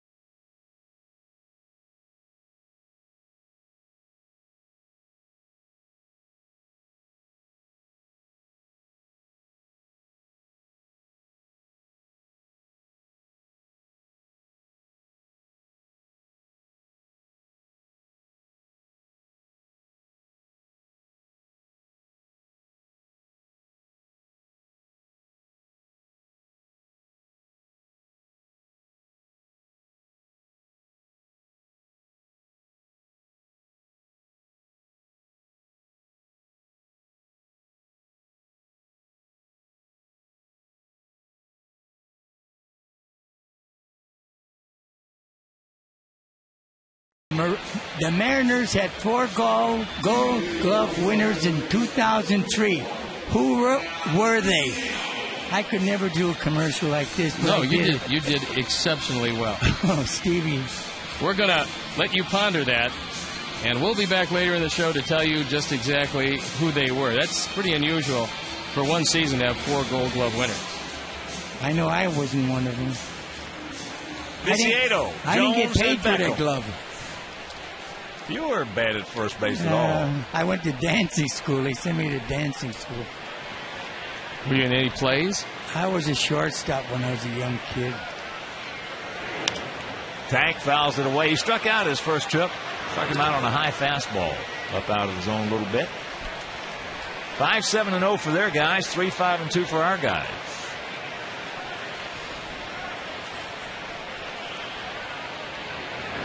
That ball just ripped into center field. That young man, you know what? He reminds me a little bit of you. He's got some good top hand at opposite field. Yes, he does. I remember watching him in the World Series when he was with Atlanta playing the Yankees. No, I'm talking about Viciato. The third base. He reminds me a little bit of you. He can hit that ball a long way to right center field. And here's Andrew. He started off that 2-run second with 2 out, nobody on, a double right down the line. Hawk Yankee Stadium was a big park to hit it. I hated that ballpark. I couldn't wait to go on a road trip and you'd hit a fly ball by the monuments and you'd catch it. I hit one out there 460 one time, and the man was standing underneath it. I know. Thank God I kidded Mickey. That's foul. Just foul. I kidded Mickey. He played 17, 18 years with the Yankees. He hit 2 balls in the bleachers, and I hit 4. Did you? Left center, 457, and off Eddie Lopez, I hit one over the monuments. Off Lopez? Eddie Lopez. He was with the Baltimore Orioles. He and his 80-mile-an-hour fastball? He threw me a high changeup. He says that's what made him retire. You know who hated to hit against him? Who's that? Ted Williams. Oh, Ted told me he hated to hit against Lopez. That's the only guy I was afraid of when I'm playing first base and Ted Williams was hitting. Oh, he scared the heck out of me. The man on first base, I look in the dugout. Play behind the runner case. Oh, I feared him more than any. I was in a slump, and I went up to him. I said, Ted, what do you think I'm doing wrong? He said, Moose, you're trying to pull the ball too much. He said, hit the ball right. I hit 2 home runs in Fenway Park in the bullpen. He calls me up after the game. He says, don't tell anybody what I told you. He was the best. Stay down.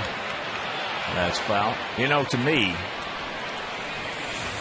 after I got finished and everything else, and then when they changed Yankee Stadium around, to me, the all-time home run record at that point in time was the 46 that DiMaggio hit, being a right-handed hitter playing in Yankee Stadium. Oh, we couldn't wait to go on a road trip. But you know who scared me more when I was playing first base than anybody? Who's that? Joe Pepitone. Oh, Pepitone was a great player. He's one of the best talents you'll ever see. Yes, sir. I told him. I roomed with him one day. I roomed and got rid of him the next day. He never showed up. You roomed with his bags. You didn't room with him. I roomed with the bags. You're right about that. I roomed with Turley. He got traded. I roomed with Bob Serve. He got traded. I roomed with Tony Kubek. He left me to go with Bobby Richardson. So I'm looking for. I roomed with Sal Magli. I roomed with him 4 days. Never saw him. I saw him at the park. He said, take care of my luggage. I said, okay, Sal. You couldn't take a hint, could you? I roomed with the batting practice pitcher. I knew he wouldn't get traded. Watch out. Oh, jeez. Oh, boy. I hope it didn't hit anybody.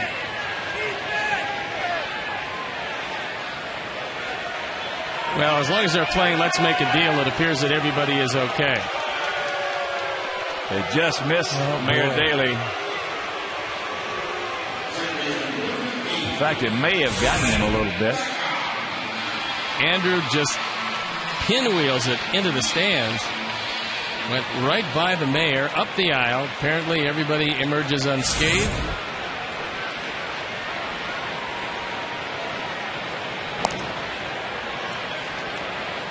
So that's out number 1, and here's Beckham. Gordon, a 2-run homer into the Mariner bullpen.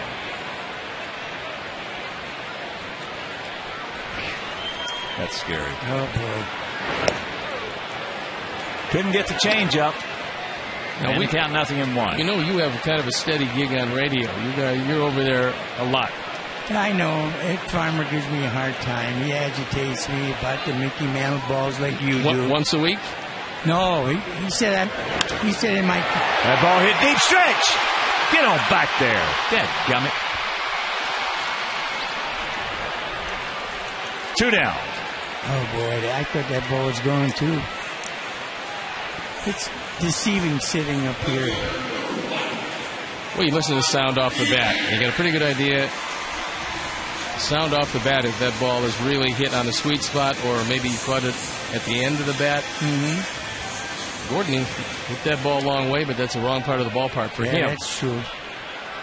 So here's one. He has walked, scored, also had a infield single. Takes a bunt, breaking pitch, curveball strike. Moose, I want to thank you for coming up, buddy. Oh, listen. And you're welcome anytime. Well, I appreciate. I know Steve and you've been very good to me, and I just want to thank you for having me here. I'm not much of a guy on TV. I like radio. It's deceiving. I think you're a natural. You guys are all right. What can I say? I'm trying to break you in because you never know what happens. You got to expand. No, I don't have your abilities. I like what I do. That ball into left field, and that's going to be a can of corn. So the leadoff single goes for naught. Enjoyed it, guys. Thanks, Thank you. Moose. Steve, thank you. Hawk, thanks very much. Always, Moose. Thank You know that.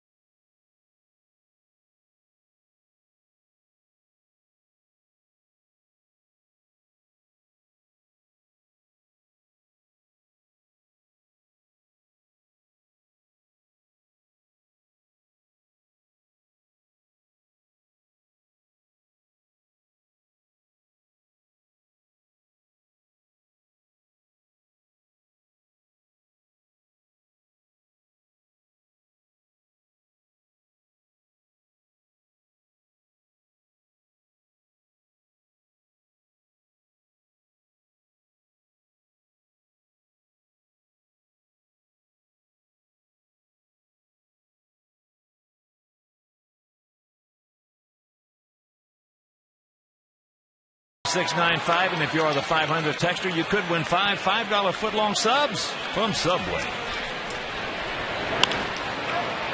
There's O'Brien. Muscles a base hit to lead off here in the top of the 5th inning.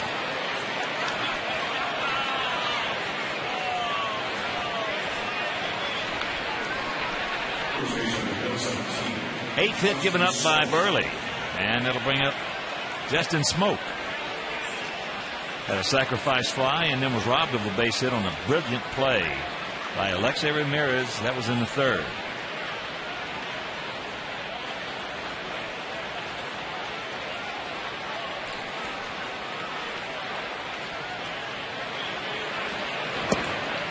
First pitch strike.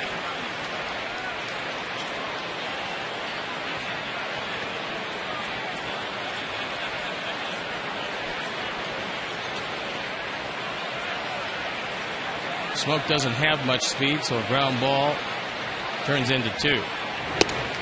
Well, if you miss that play back in the 3rd, poof. This will be on everybody's highlight reels. And Alexei is making it look routine. I think Seattle's getting a little tired of seeing that. 3rd time. I just can't imagine any other shortstop in all of baseball playing better than Alexei has played for the last 6 weeks. I think he's gotten over the hump. There last year and the year before, he had a lot of problems out there. Even though he could make a lot of great plays, still didn't have a good knowledge of how to play it. As that's popped up. In the last 6 weeks, he has been an all-star. Well, you can see it in every facet of his game. He's becoming much more confident, much more comfortable about being here. He's running the bases better, although he still has to learn how to be a great base stealer despite his great speed. But he's hitting the baseball consistently hard and fielding anything that gets close to him. Well, stealing the bases probably will be the toughest thing he has to do to get out of what he has. Sometimes you get a lot of guys who can really run well and they have no chance stealing the base. They don't have a feel for it. They don't have a technique. As Bard is 2 for 2.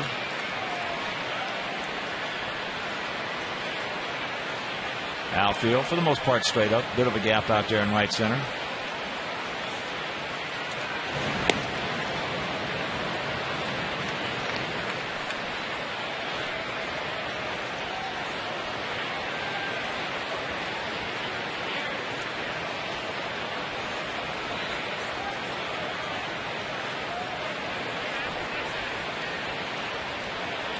That's the short lead by Lanyon, and there's the strike.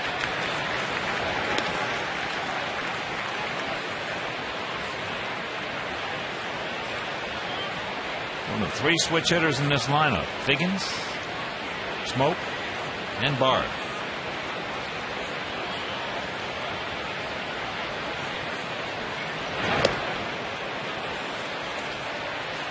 A ball and 2 strikes. Just tuning in, Mariners 3 in the 1st, 2 in the 2nd. We had 1 in the 1st, 2 in the 2nd. Figgins with a 2-run home run for them, and Beckham with a 2-run home run for us.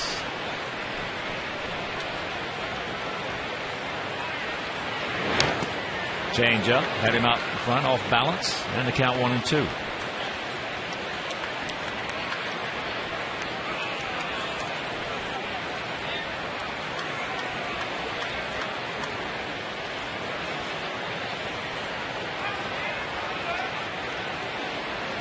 One out, 1 on. Josh Wilson on deck.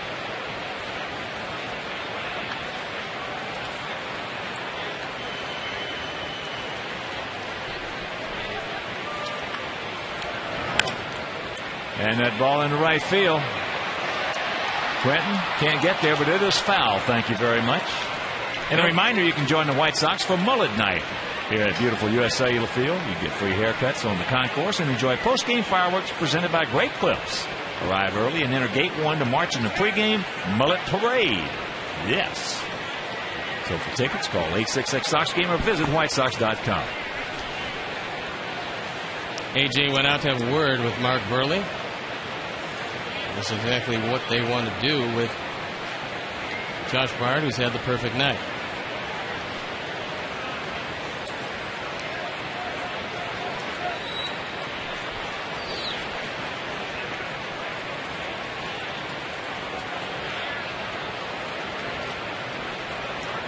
Well, he always accepts.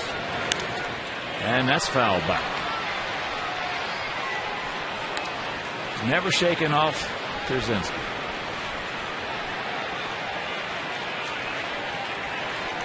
Well, these two have been battery mates for enough years now where they probably do think has won most of the time.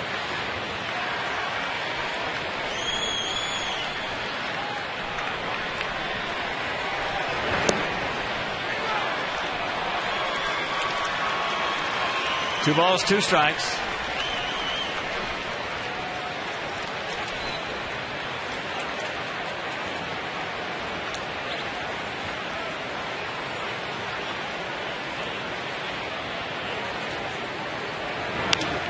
And that's popped up. Paulie making the call. He's got the over-the-shoulder catch. Nice play by Paulie. 2 down. And Paul knew that this was going to be a very difficult play for Gordon Beckham, who was playing pretty much up the middle. So he's the only one who has a shot, and he makes the play.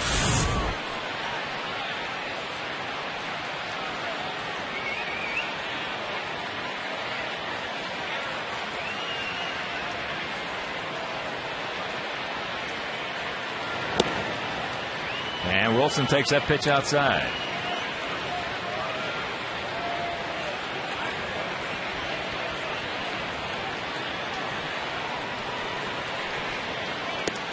And the count 2-0.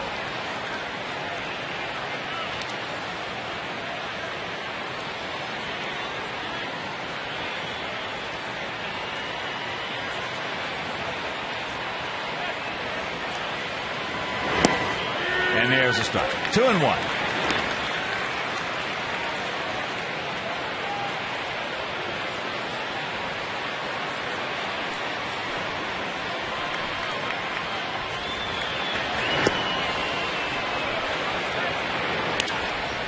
Wilson has struck out and gone out to center field, but he has the catbird seat right here at 3 balls and a strike.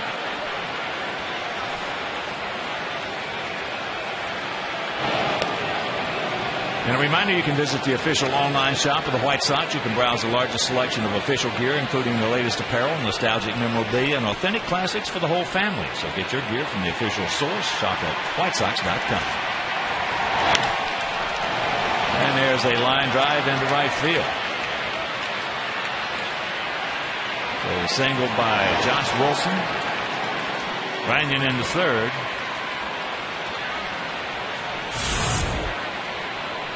Wilson won the battle. Looked like Mark Burley was trying a cutter and trying to keep it away from him. He got too much of the plate and he sliced it into right field.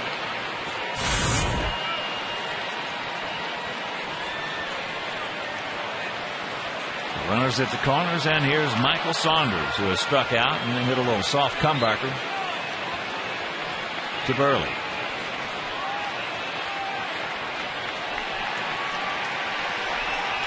Calling timeout to allow Andrew Jones to do a little house cleaning in left center field.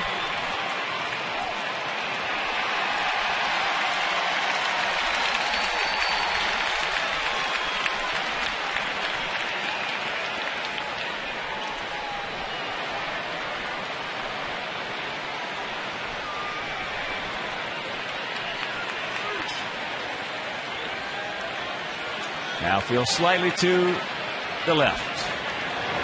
And that pitch is low and in.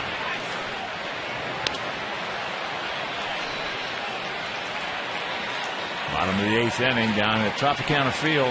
Tampa Bay leading Detroit 5-4. Tigers made a trade today with Cleveland. There's a strike. Picking up Johnny Peralta. It's a good pickup. Good pickup for the Tigers.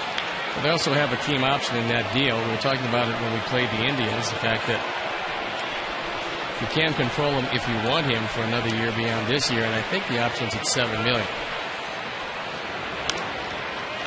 Fouls that one down, and the count 1-2. There are the details. They need to get a promising young left-hand pitcher in Giovanni Soto. And the Tigers get a guy who offensively has underachieved this year, but Still has a chance to break out of it, surrounded by some good hitters in that lineup. Well, Johnny Peralta has been, for the most part, offensively an underachiever. He has a ton of talent. And he learns to back off that plate a little bit and not look so inside so much. He got a chance to be a force.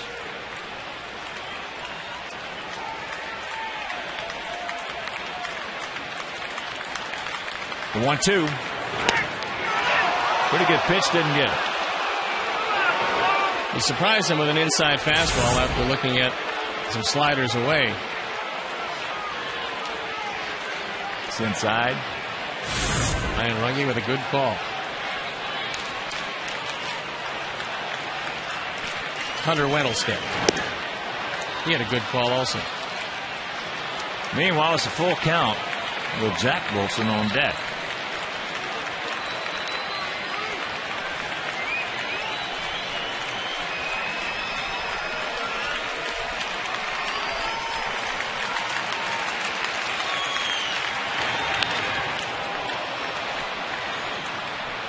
That was just a get me over right there. And thank goodness he was too quick on it. One of the differences in young player and a veteran player at the major league level. There's some veteran players that know how to take that same pitch right there, hit it hard and keep it fair. Youngsters, most of the time, are going to hit it hard but foul. And that ball deep in the center field. Andrew, he's there, back on the track. Can of corn for him. And that'll retire the side. We're halfway home. We need 2 to tie.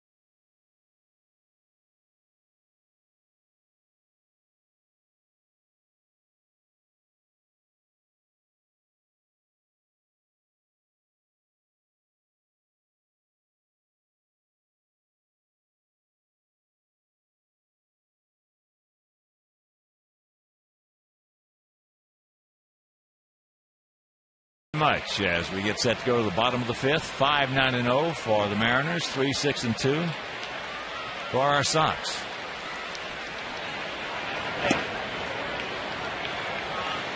Alexei 1 for 2. Grounded hard to short and single sharply to left. That ball hit deep. He goes back, looks up. You can put it on the board. Yeah! Yeah! Number 11 for Alexei. And it's a 5-4 ball game. Mercer. RBI number 41 is Alexei now 2 for 3, and he is making a relentless pursuit at the 300 mark. 6th career home run against these Mariners, and this is a no-doubter. Ford home run replay. It's a fastball. It's down. It's on the inner third, and it's into the bullpen.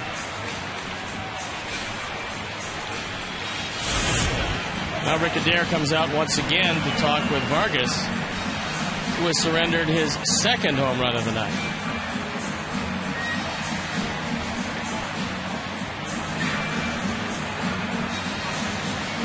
That'll bring up Alex Rios. Alex, an RBI single and a pop-up to first. Boy, he's playing some ball. Throwing the leather and swinging the lumber.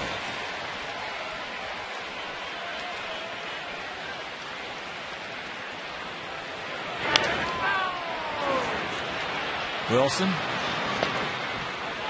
pegs him out. One down. Oh, we have a moment. We send out a big White Sox hello. Happy birthday to Ed Covey, big White Sox fan. Looks like Jamie Wright throwing in the bullpen. And it's Sergio Santos in our bullpen. So here's Paulie. He's been in the plate twice and just missed two both times.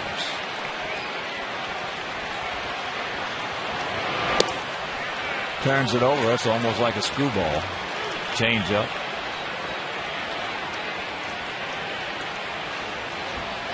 Quentin on deck. Another one. Good check. And the count 2-0.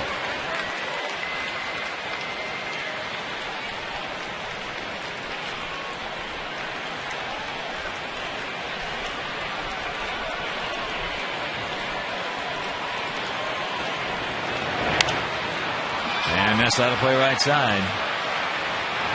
They got the fastball he was looking for.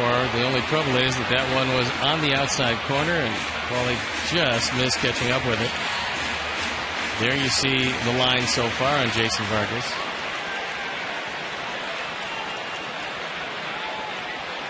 And the 2-1. That ball hit high. Deep. Stay fair. Stay fair. It will. It will. You can put it on the board. Yes. Yes. And this game is tied at 5.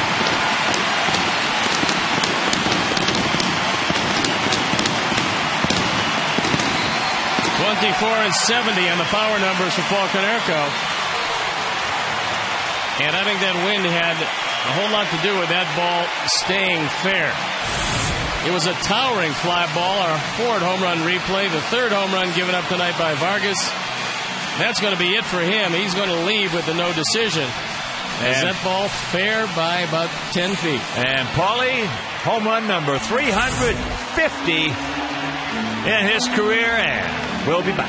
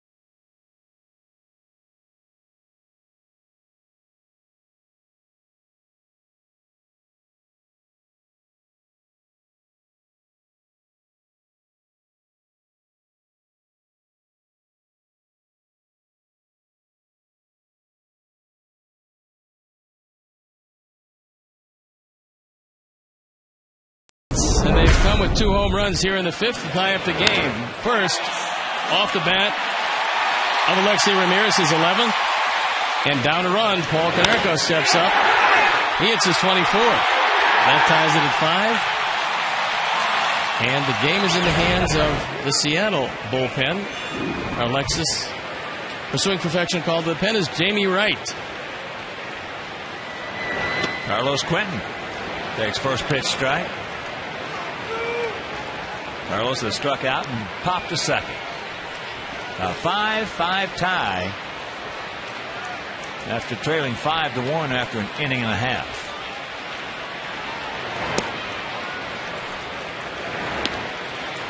(21) to count. Sox 3 home runs last night. 1 the night before, 3 tonight, 7 in the last 3 games so far. Breaking ball hangs inside, 2-1.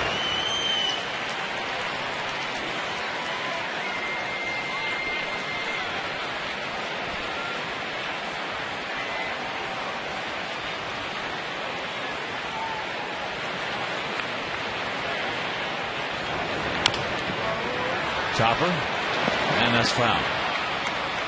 Minnesota beat Kansas City 6-4 down at Kauffman Stadium.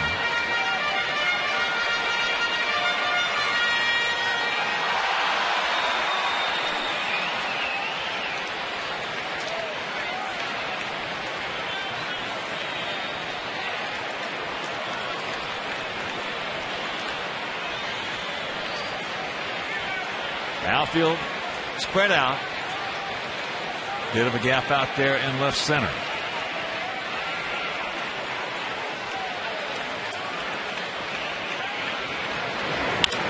And that ball ripped into right field. It's going to hang up there for Ichiro. So that's a hang woof'em for Quentin. 2 down. In a line drive rocket. And Ichiro stayed right with it. Was not distracted by the lights, which sometimes happens when a ball doesn't get up all that high.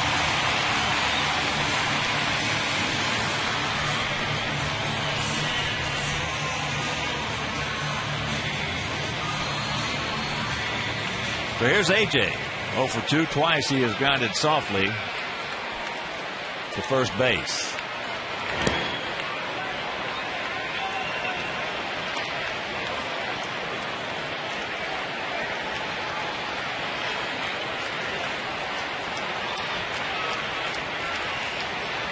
Doc Halladay, the D-backs 7-1.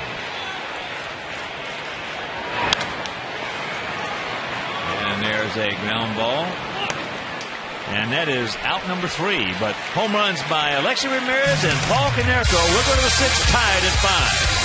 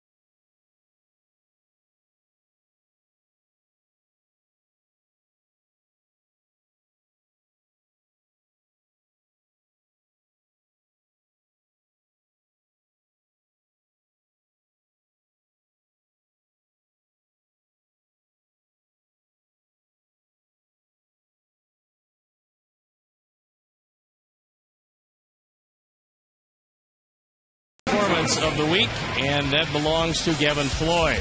You can see both of the games versus The Mariners, both in Seattle and here, 14 innings. He's given up nothing. Got a no decision and a win and a 1.04 ERA in his last 10 starts. That brings Sergio Santos in from the pen. So the game is in the hands of the Pensman. Sergio on for the 37th time. 1.74 ERA. He'll start at the bottom of the order, then move back to the speed burners at the top.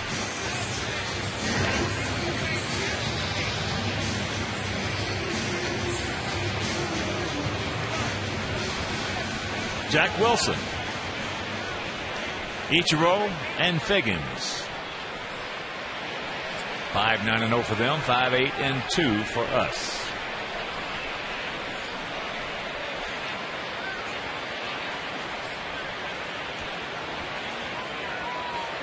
Outfield around to the right. And first pitch strike. Wilson has grounded to third, and he has walked. There you look at the defense. They're giving the left field line and most of left center field.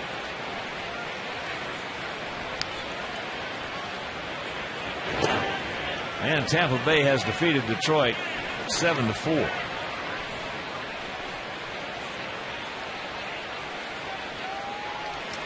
Tampa Bay just won their 5th game in a row. Yes, they did.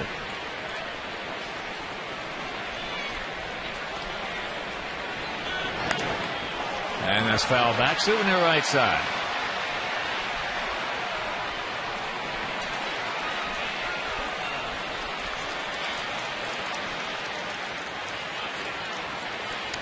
And a reminder, every White Sox Friday home game is United Flyaway Friday.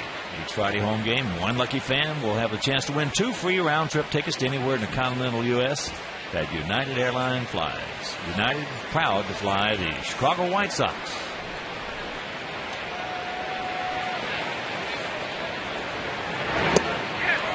He gone. Good hard slider from Sergio Santos.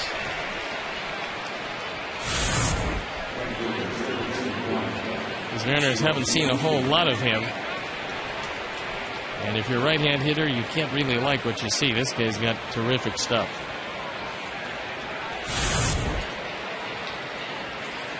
That'll bring up Ichiro, who is 2 for 3 with 2 runs scored. Dives to bunt it, and that's going to be out of play.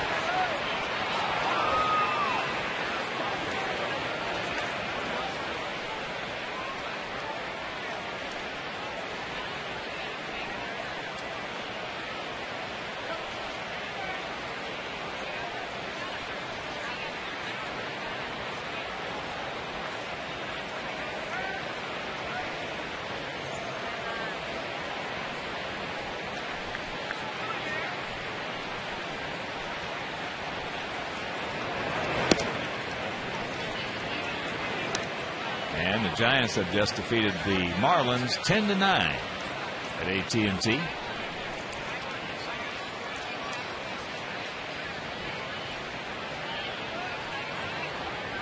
The 1-1 pitch. And another foul ball. That puts the San Francisco Giants 2 games in back of San Diego pending the outcome of their game tonight. Giants getting some great pitching. And a youngster by the name of Buster Posey with a 20-game hitting streak leading the way. And a record for a rookie is 22.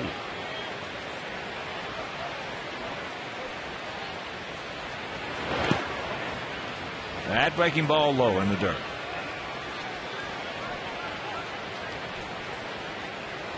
Juan Uribe was 3 for 5 with 4 big RBIs in that game.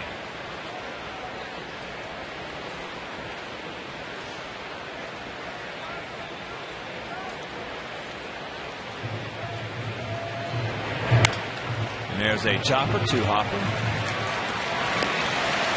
And that's out number 2. If Uribe gets hot, he can carry that car for a couple of weeks. He's had a very good year for them. Gotten some big hits. Hit the ball out of the ballpark to win some games.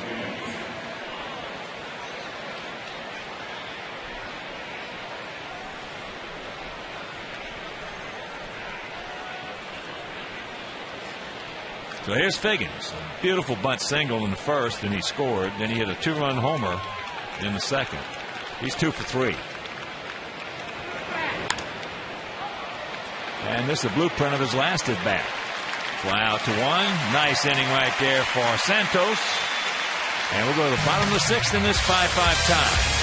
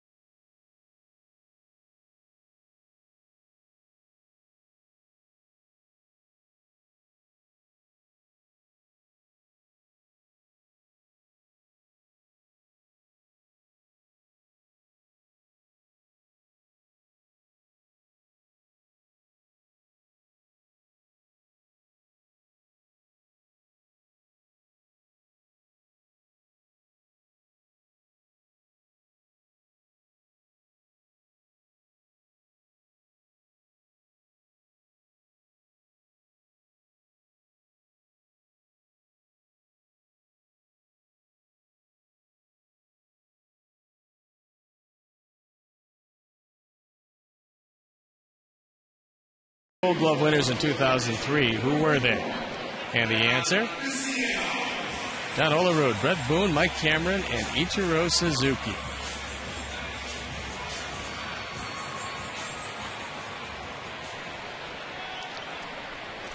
So here we go. Bottom third of our order. Tank is 1 for 2. And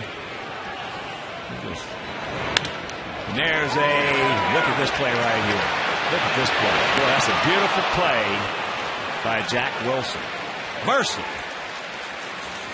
Well, pretty much he's thinking if Alexi Ramirez can do it, I certainly can. I've been around longer. So he doesn't have the range of Ramirez. But he gets to it. He slides so he can right the ship. He's got a very strong arm. The throw is right on the money. Pretty good glove work at shortstop tonight. Well, Wilson's got the big arm. And here's Andrew.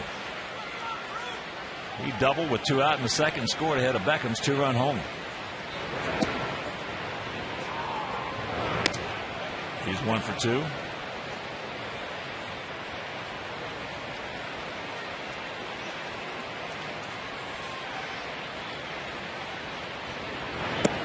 Another breaking ball in the count 0-2.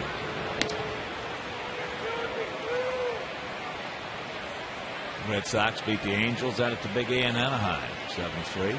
Atlanta over Washington, 3-1 at Nationals Park.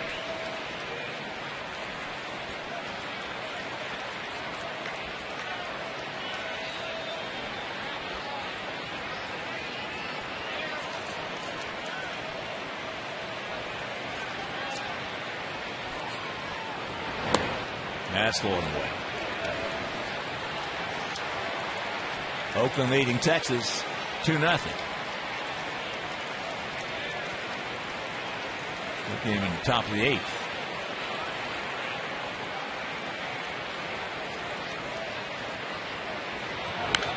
And that's fouled back right underneath Stone Pond. I believe Oakland has 13 games left with Texas, and they're sitting along with the Angels. They came in 8.5 back. The Angels lost their 9 back, but Oakland trying to cut into that Texas lead before they just run away and hide.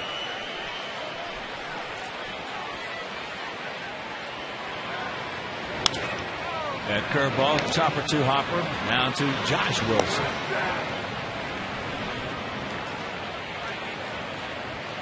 So 2 down.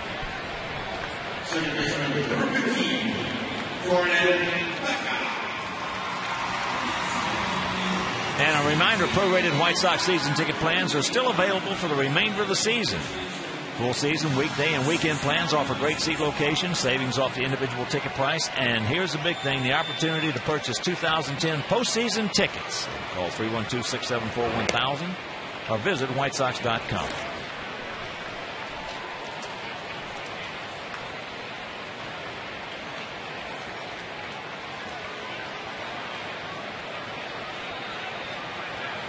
Want to know the count to Gordon. And he's got the catbird seat. Well, he's thrown him 2 curveballs and missed with both of them, and that's what a hitter likes to see. Pretty much guessing that there's a fastball forthcoming.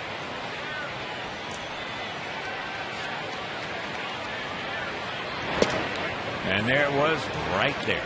25,126. Matt Thornton getting loosened up in the bullpen.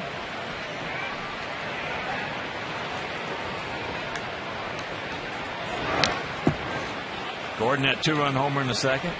Then in the fourth, he just pickled one to center deep. And Franklin Gutierrez hauled it in.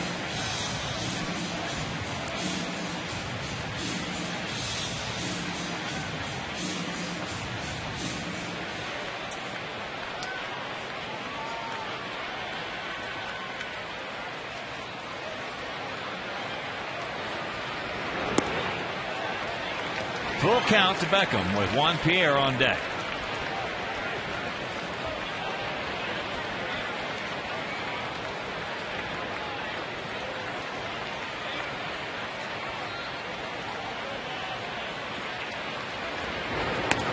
And that's high, ball 4. He was determined in that at bat that he was going to get him on a curveball. And he missed with 4 of them.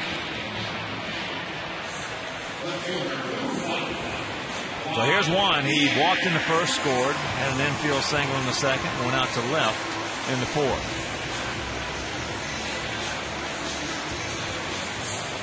Finale here tomorrow night. Make your plans to be with us at beautiful U.S. Cellular Field. Freddie Garcia against David Pauly.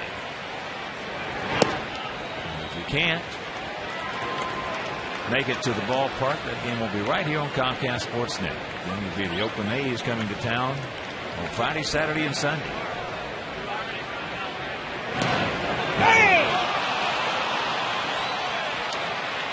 Got him. Quick move. And that'll do it. We'll go to the 7th. Still tied at 5.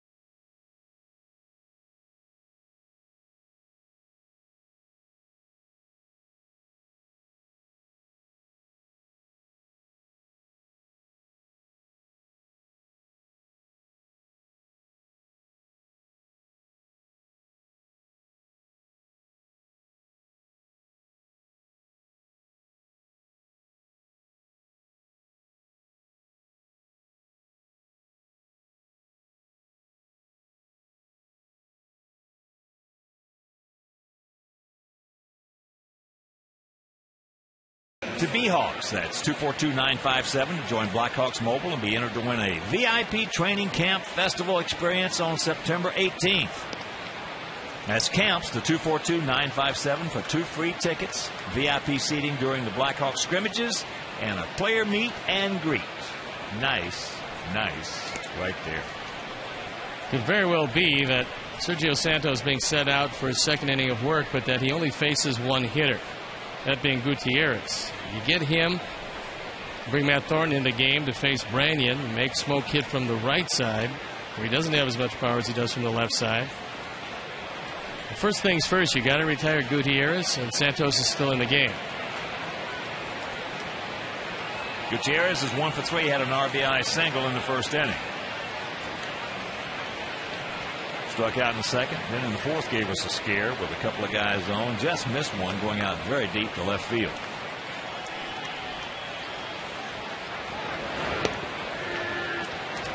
Takes a bunt, takes a strike.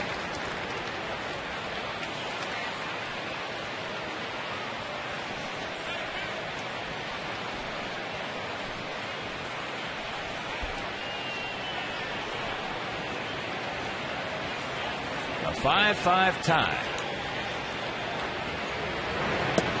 Checks it up. Slider misses, and the count 1-1.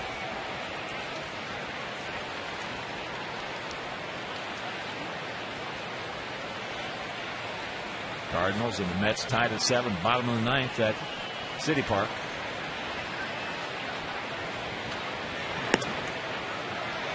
Checks it up on the fastball at 96. And 2-1 to count.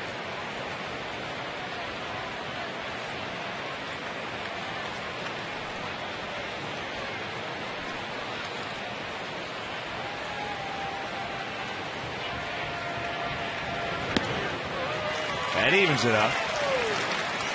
Big hat, no cattle. That time he just reached back and fired a fastball by him. Nothing really too fancy there.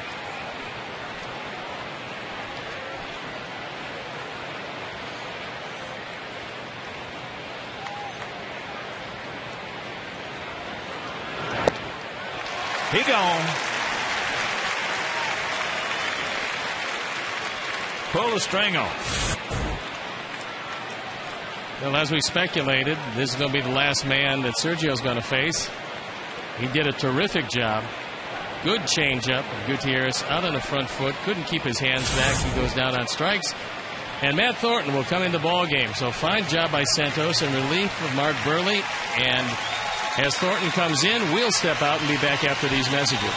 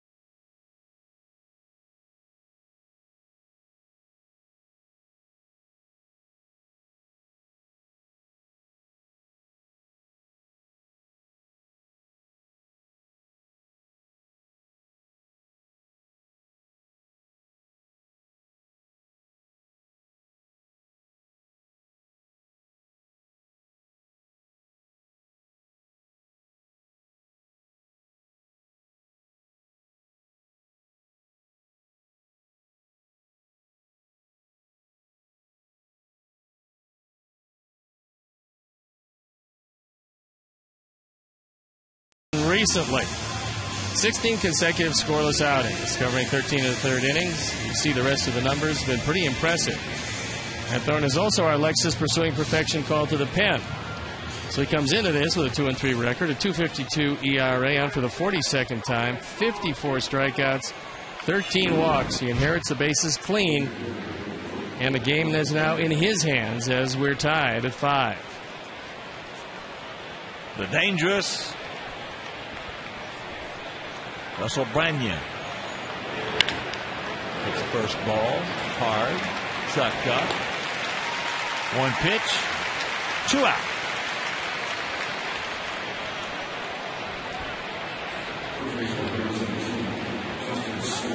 So here's Justin Smoke. Sacrifice fly in the first, was robbed of a base hit on a gorgeous play by Alexei in the third, then went out to left in the fifth.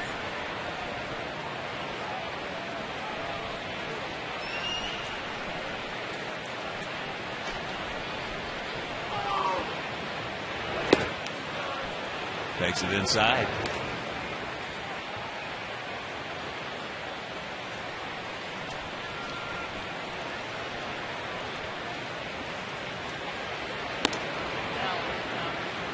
And the count 2-0.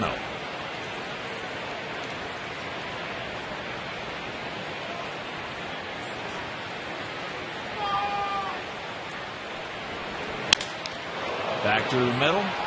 Just off the glove of Beckham. Good try by Gordon. Even if Gordon gets to it, he's not going to throw him out, I don't believe. Smoke breaks his bat. Sends it right back up the middle. Good effort by Gordon. And it stays a base hit.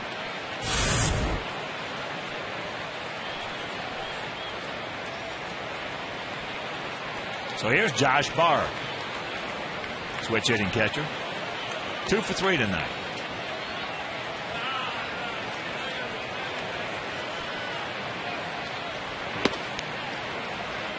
Backs it up and takes ball 1.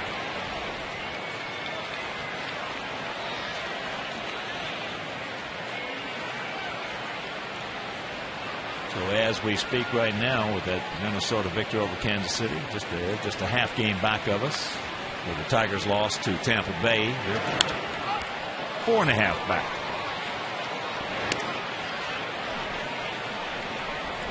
And if you didn't hear, we mentioned earlier the Tigers made a deal with Cleveland, acquiring third baseman Johnny Peralta.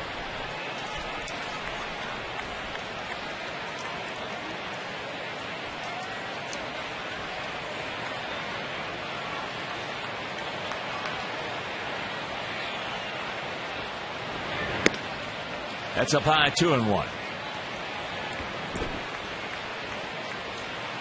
As we speak, there it is.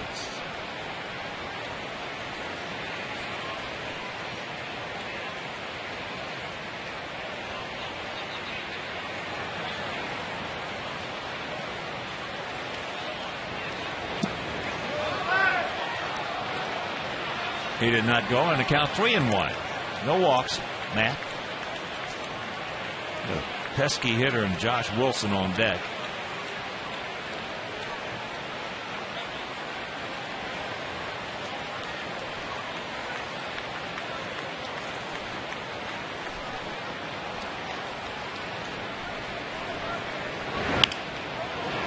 And there's a soft single. That's his 5th hit in this series, and with the exception of one of them, all of 4 have been very, very soft. He's swinging that magic wand right now. The Mariners haven't had a whole lot of production from behind the plate. Josh Bard came in hitting 203. That'll raise up substantially. Rob Johnson hitting 195. So any kind of offense they get from the catching position is most welcome for the Mariners.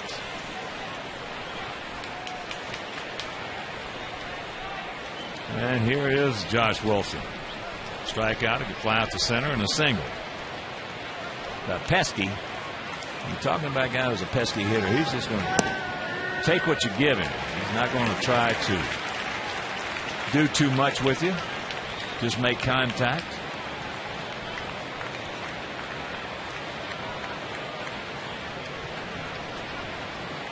Oakland leading Texas 3-0. Game top of the 9th inning now. Trevor Cahill started that game for Oakland. We saw how good he was in Oakland. Young man with a very good sinker. Pretty good pitch right there, didn't get it.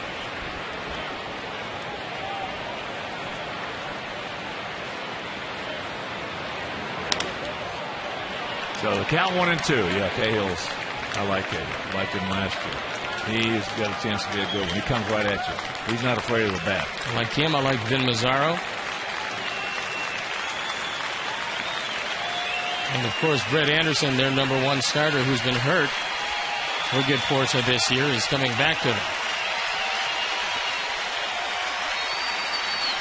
2 on, 2 out, the 1-2 pitch. And he hit him.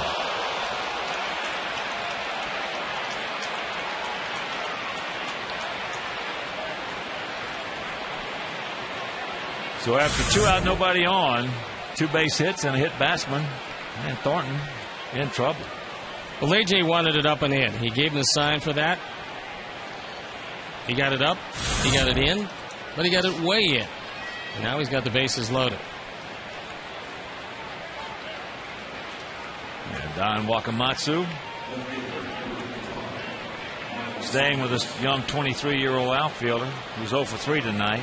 But he's a good-looking young player. Well, Seattle is 20.5 games back coming into action tonight. At 39-62, they're obviously not going anywhere. They've got to make a decision that entails which direction they're going to go in next year. And Saunders is going to be one of the guys they're going to try to build with, and that's why he leaves them in these situations. Well, there's no question about it. You've got to find out as that pitch going away.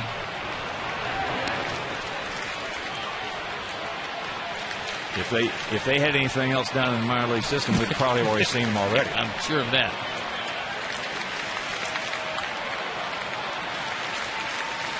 Big pitch right here. Got it by him. And the count evens at 1.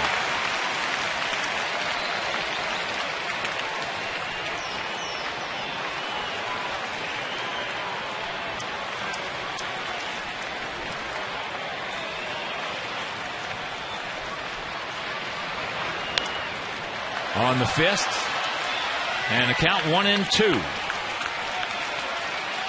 in this 5-5 tie, top of the 7th inning. Sacks packed with bad guys.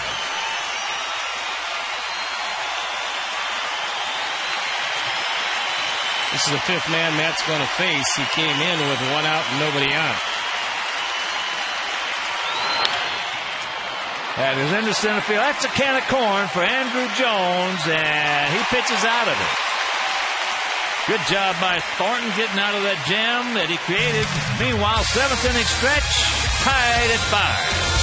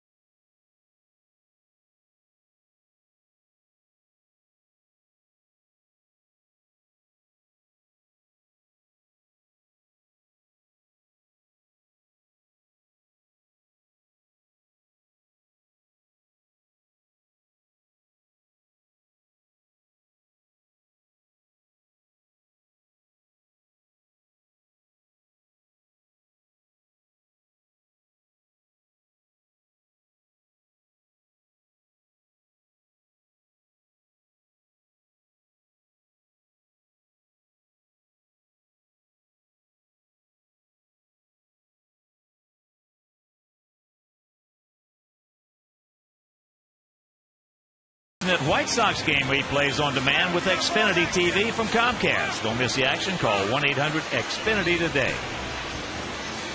On the top of the order, and Jamie Wright is still in the game. He relieved Vargas 2 outs into the 5th inning. He stayed on, and what better time to break the tie And with Pierre getting on and then using his speed.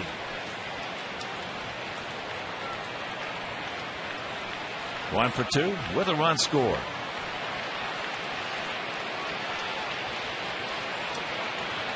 Corners in close. That pitch going away. And then Minnesota 6-4 victory over Kansas City. Dunston, Brian Dunston, the winner. He's 4-1. John Rauch picked up his 21st save.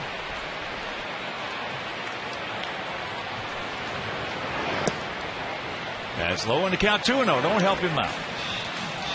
Let's ride this guy hard and put him away with.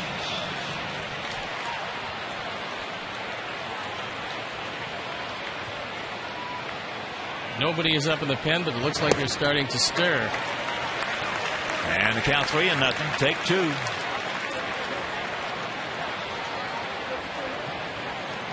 Mariner bullpen is starting to work. It's inning very dangerous for Wright.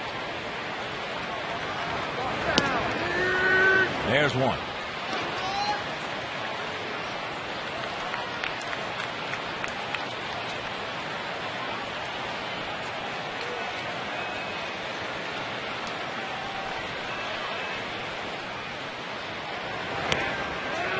There's two. Juan thought that one was a bit off the plate. See where Bard wants it. He's setting up right in the middle of the plate.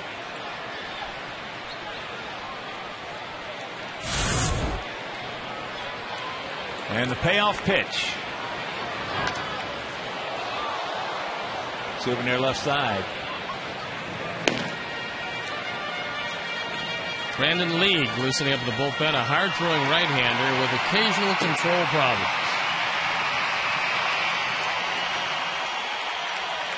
And J.J. Putz loosening up in a Sox pen. Way wide, dreaded leadoff walk. Yes.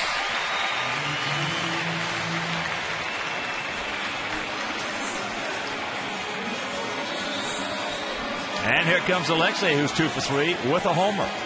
Alexei taking a long look down at Jeff Cox to see just exactly what Ozzie wants to do here. And Rick Adair is coming out. He's going to talk to not only Wright, wants to kill a little time for his bullpen, but he also wants to talk to him about how to defend a bunt if it is indeed forthcoming.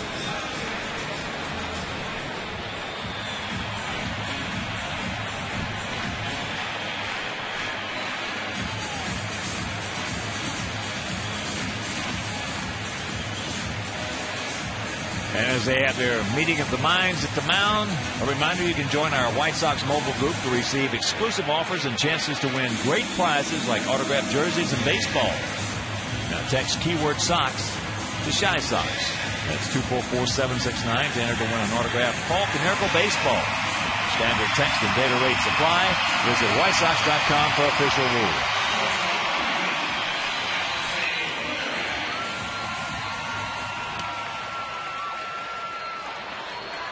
Wilson in fairly close at third. He's not in on the grass yet, but he's creeping in that way. Right at the cut. Now he's on the grass.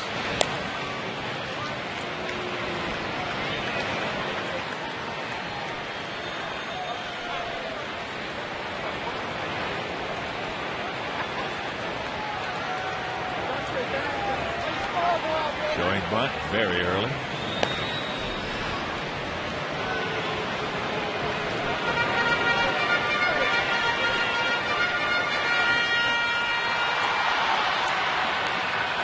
He's hit the ball hard all 3 times tonight. His only out was a hard hit ground ball to short. There you go. There's a throw. Safe! Number 38 for Pierre. Yeah.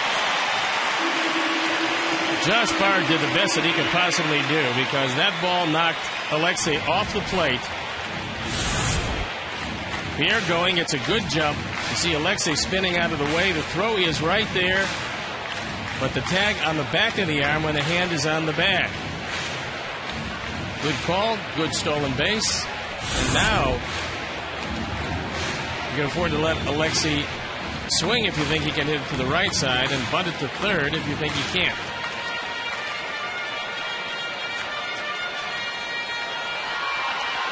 5-11-0 for the Mariners, 5-8-2 for our Sox.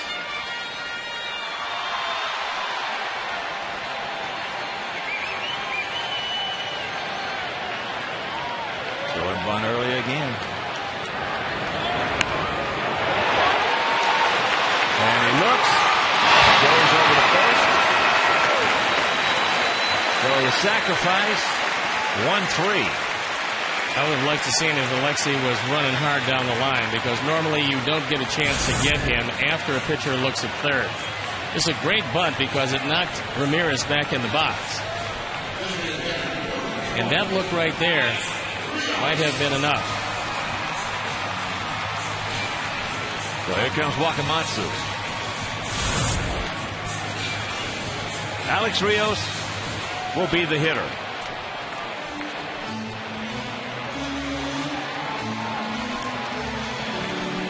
So as Brandon Lee comes running in, we'll be back after these messages.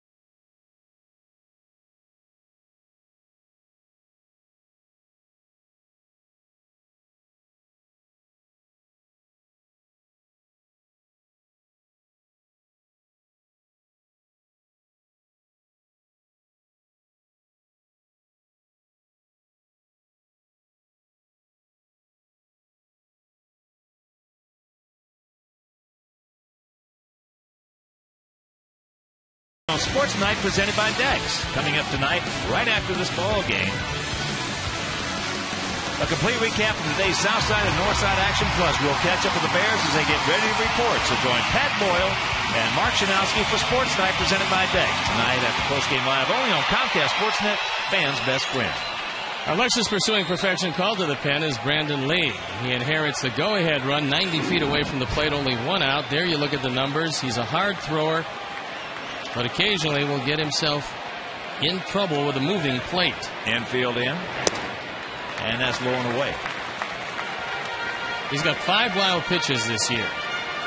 And with the movement he usually gets on the fastball, you can understand where some of them wide of the plate wouldn't be held on to.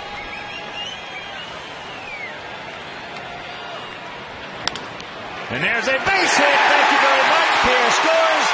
The dreaded leadoff walk has put us ahead 6-5. Yes. It's a gamble anytime you bring the infield in. But quite obviously, with the go-ahead run, you have to bring him in, and that leaves you no angles for a ground ball. This one barely out of reach. Wilson goes over, can't get to it. And the second run batted in tonight by Alex Rios, giving him 59. Steady Eddie. Boy, has he been a good player. Oh, what? Man. From the first day of the season until now. First day of spring training. So here's Paulie. He's 1 for 3. A homer. There goes Alex. And they get him. Close call right there.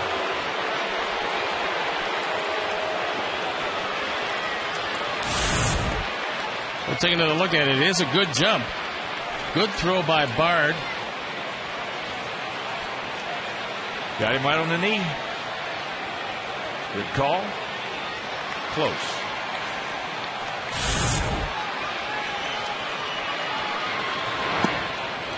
That's down low. Then the count 2-0.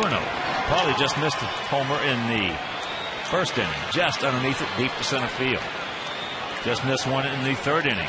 Deep to left field. Then he went way out of here, high and deep in the fifth. There's a 3-hopper. But the leadoff walk comes around and scores. We'll go to the 8th leading 6-5.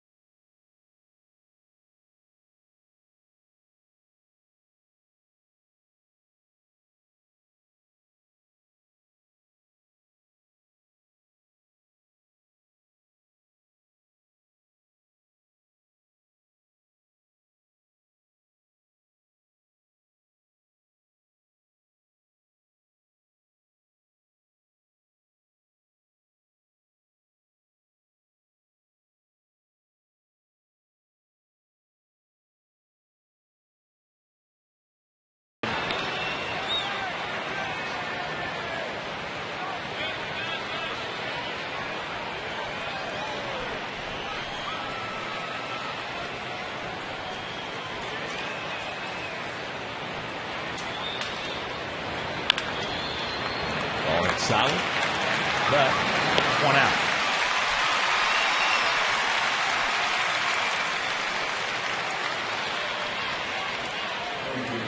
So here's Ichiro. He's 2 for 4 with a couple of runs scored.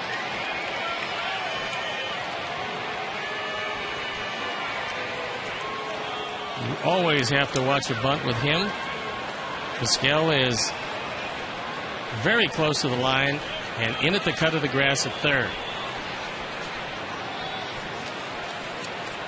Final from Texas. A's defeat the Rangers 3-1. Trevor Cahill the winner. Colby Lewis the loser. As that's popped up. Who is it? Omar. Piece of cake. Yes. 2 down. Well, Lexi was running his guts out trying to get to it, and Omar just kept looking at it. I'm sure he told him, "I got it, son." He did. Makes the very difficult plays look ridiculously easy. I was actually laughing at him. It makes it look so easy. That's a tough play. You better believe it. I've seen that same play hit guys in the head. So here's Figgins, 2 for 4. A butt single, a 2-run homer, and a couple of runs scored. JJ has 26 consecutive scoreless appearances. White Sox franchise record. And it continues to grow a bit longer with one more out. It'll do that again. At the cut of the grass is Vizquel. And there is a strike to even the count at 1.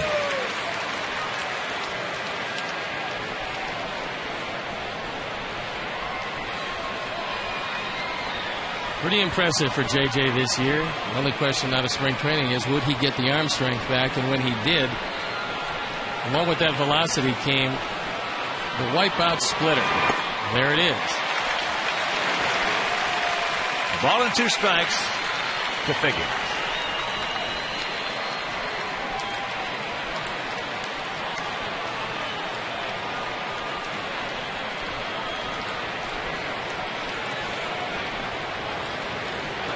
Why change?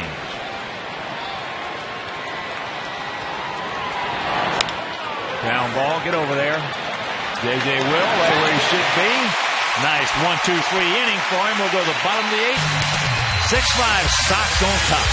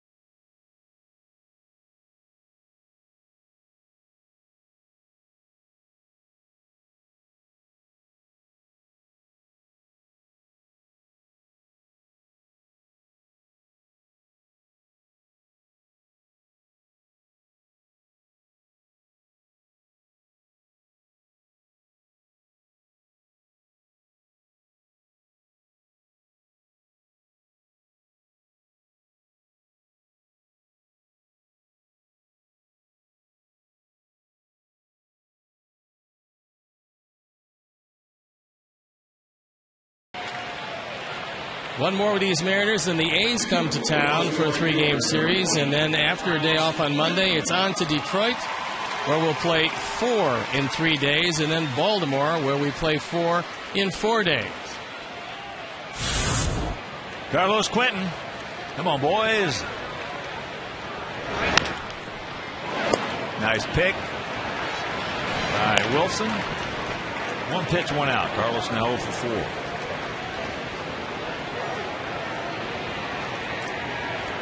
And here comes AJ. He's 0 for 3. He's 2.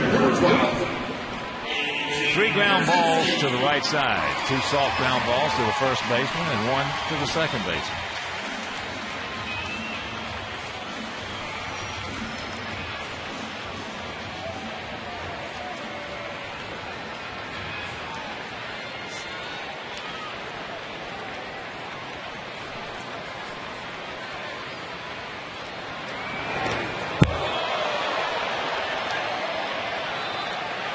And a reminder, you can enjoy a day at beautiful US Cellular Field with your family and friends, because individual tickets for the White Sox are on sale right now.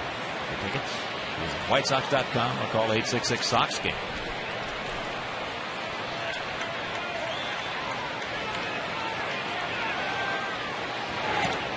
Yes, he did.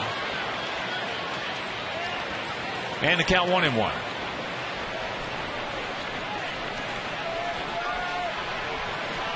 Bobby Jenks loosening up to come on in and wrap it up. Hopefully with another insurance run or so. Well, he's got the heart of the order, which is the way Abner designed it. Lee just keeps going inside out of the strike zone, and AJ keeps swinging at it. Everybody, all right-handers have been that too. They're just eating him up in there. And the only way there's only 2 ways you can get him out of it. First of all, by hitting it hard and keeping it fair, which he cannot do. And the other way is backing off the plate. If he doesn't move off the plate, the right-hander with a decent breaking ball is going to wear his behind out. It's just that simple.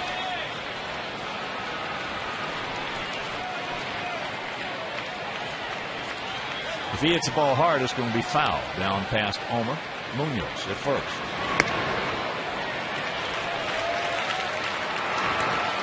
Ligon's getting it up there at 98.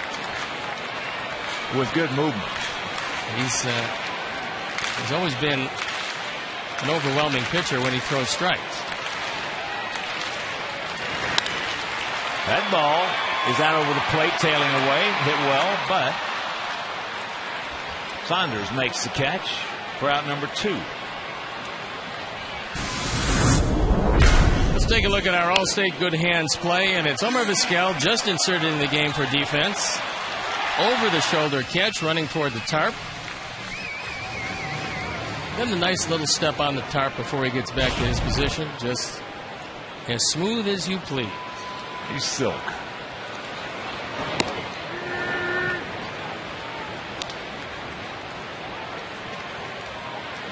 There his numbers, 277. He's had some of those 18 RBIs have been huge too. 1-1 to count to a future first ballot Hall of Famer.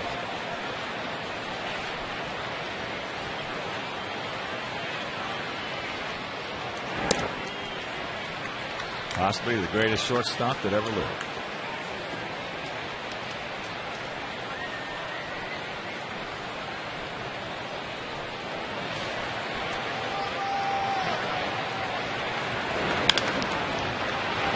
A chopper 2 hopper. Nice inning for League. We'll go to the 9th. 6-5. Good guy.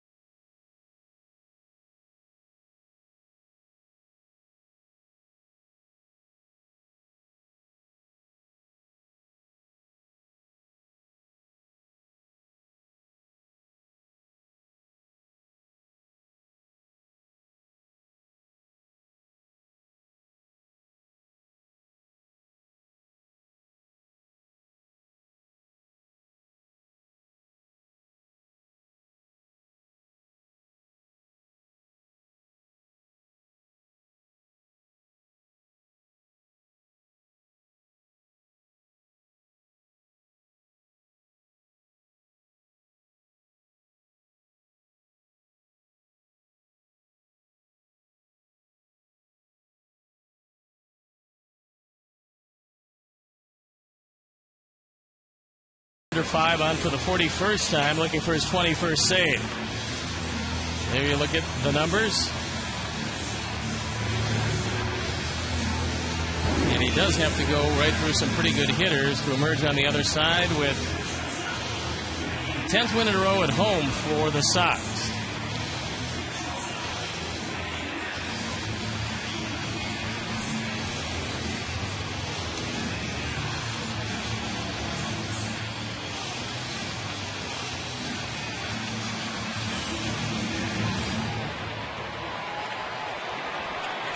So here we go. Sit back, relax, and strap it down. Franklin Gutierrez, 1 for 4 tonight, an RBI single back in the first inning. If you're just tuning in, Mariners were 3 in the first, 2 in the second. They led it 5-1 as the Sox scored 1 in the first and then came back with 2 in the second. They added 2 in the fifth to tie it and 1 in the seventh to take this 6-5 lead.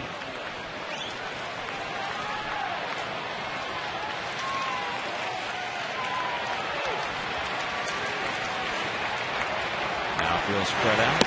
And there's first pitch strike.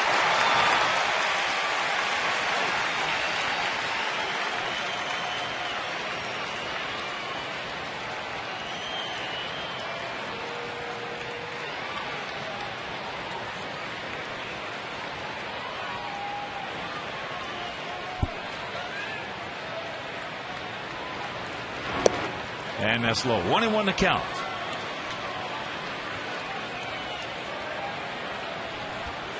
Because Gutierrez is such a good base stealer, this becomes a critical out for Bobby Jenks.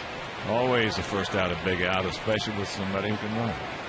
14 of 15 in the stolen base department. And the count 1-2. That one at 97.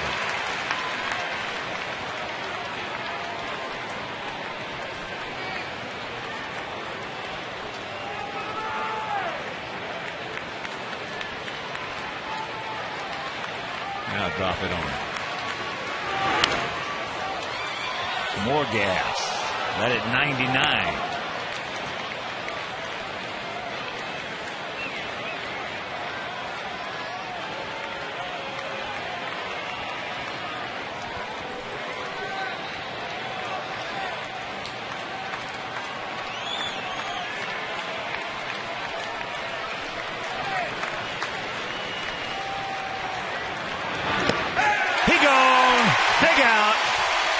Stayed with the fastball, just threw it right by him.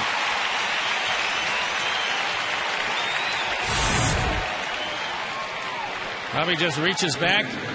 Nothing fancy here. Just a little hop at the end of that fastball, and Bobby has a little something extra on the fastball tonight.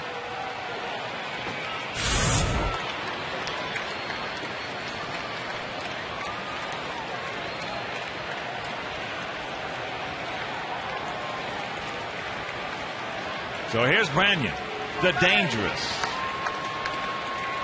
Russell Branyan out of Warner Robins, Georgia.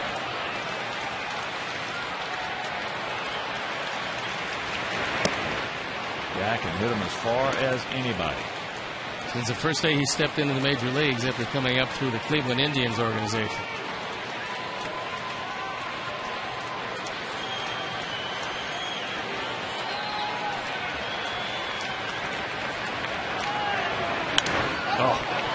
He was looking for it, got it all over it, just underneath it. Not going to hit it up there, not with that uppercut swing. That one at 99, he did a good job just to get a piece of it. Good friend of Mark Johnson, former #1 pick, catcher.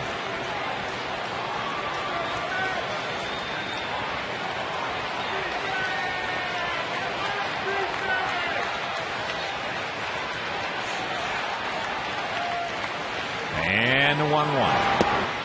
That's low. Just don't want to throw it down there to this guy. No, if you miss here, you got to miss up.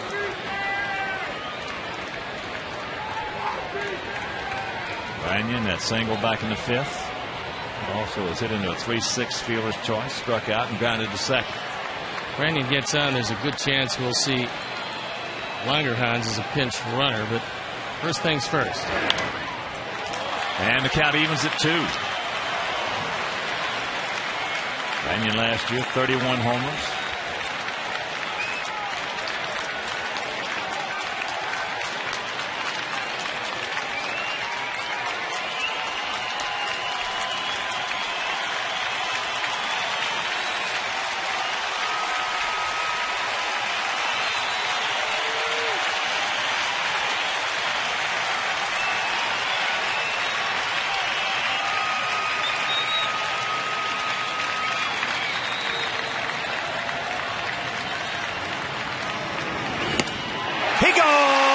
He'll grab some bench for out number 2.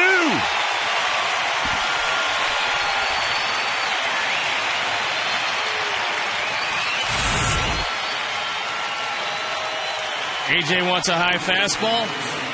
He gets a high fastball. And Branyan figures he can't catch up to it, so maybe he'll get a break on the call. He didn't.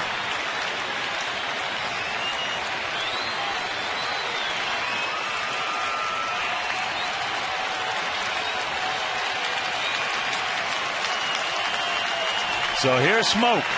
1 for 3.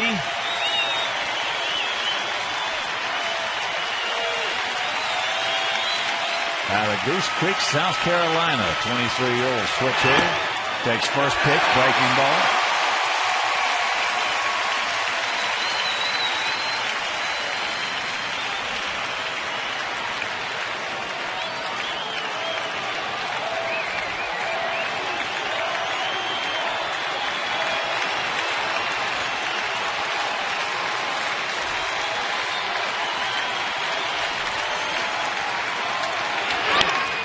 Pops him up, and that's going to be back and out of play.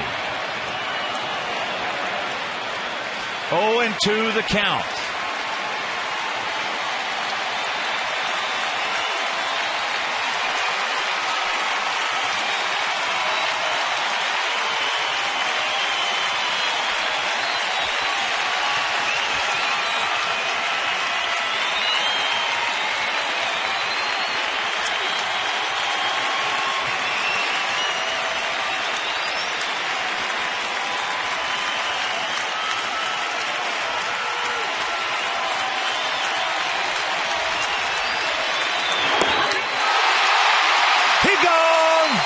This ball game is over.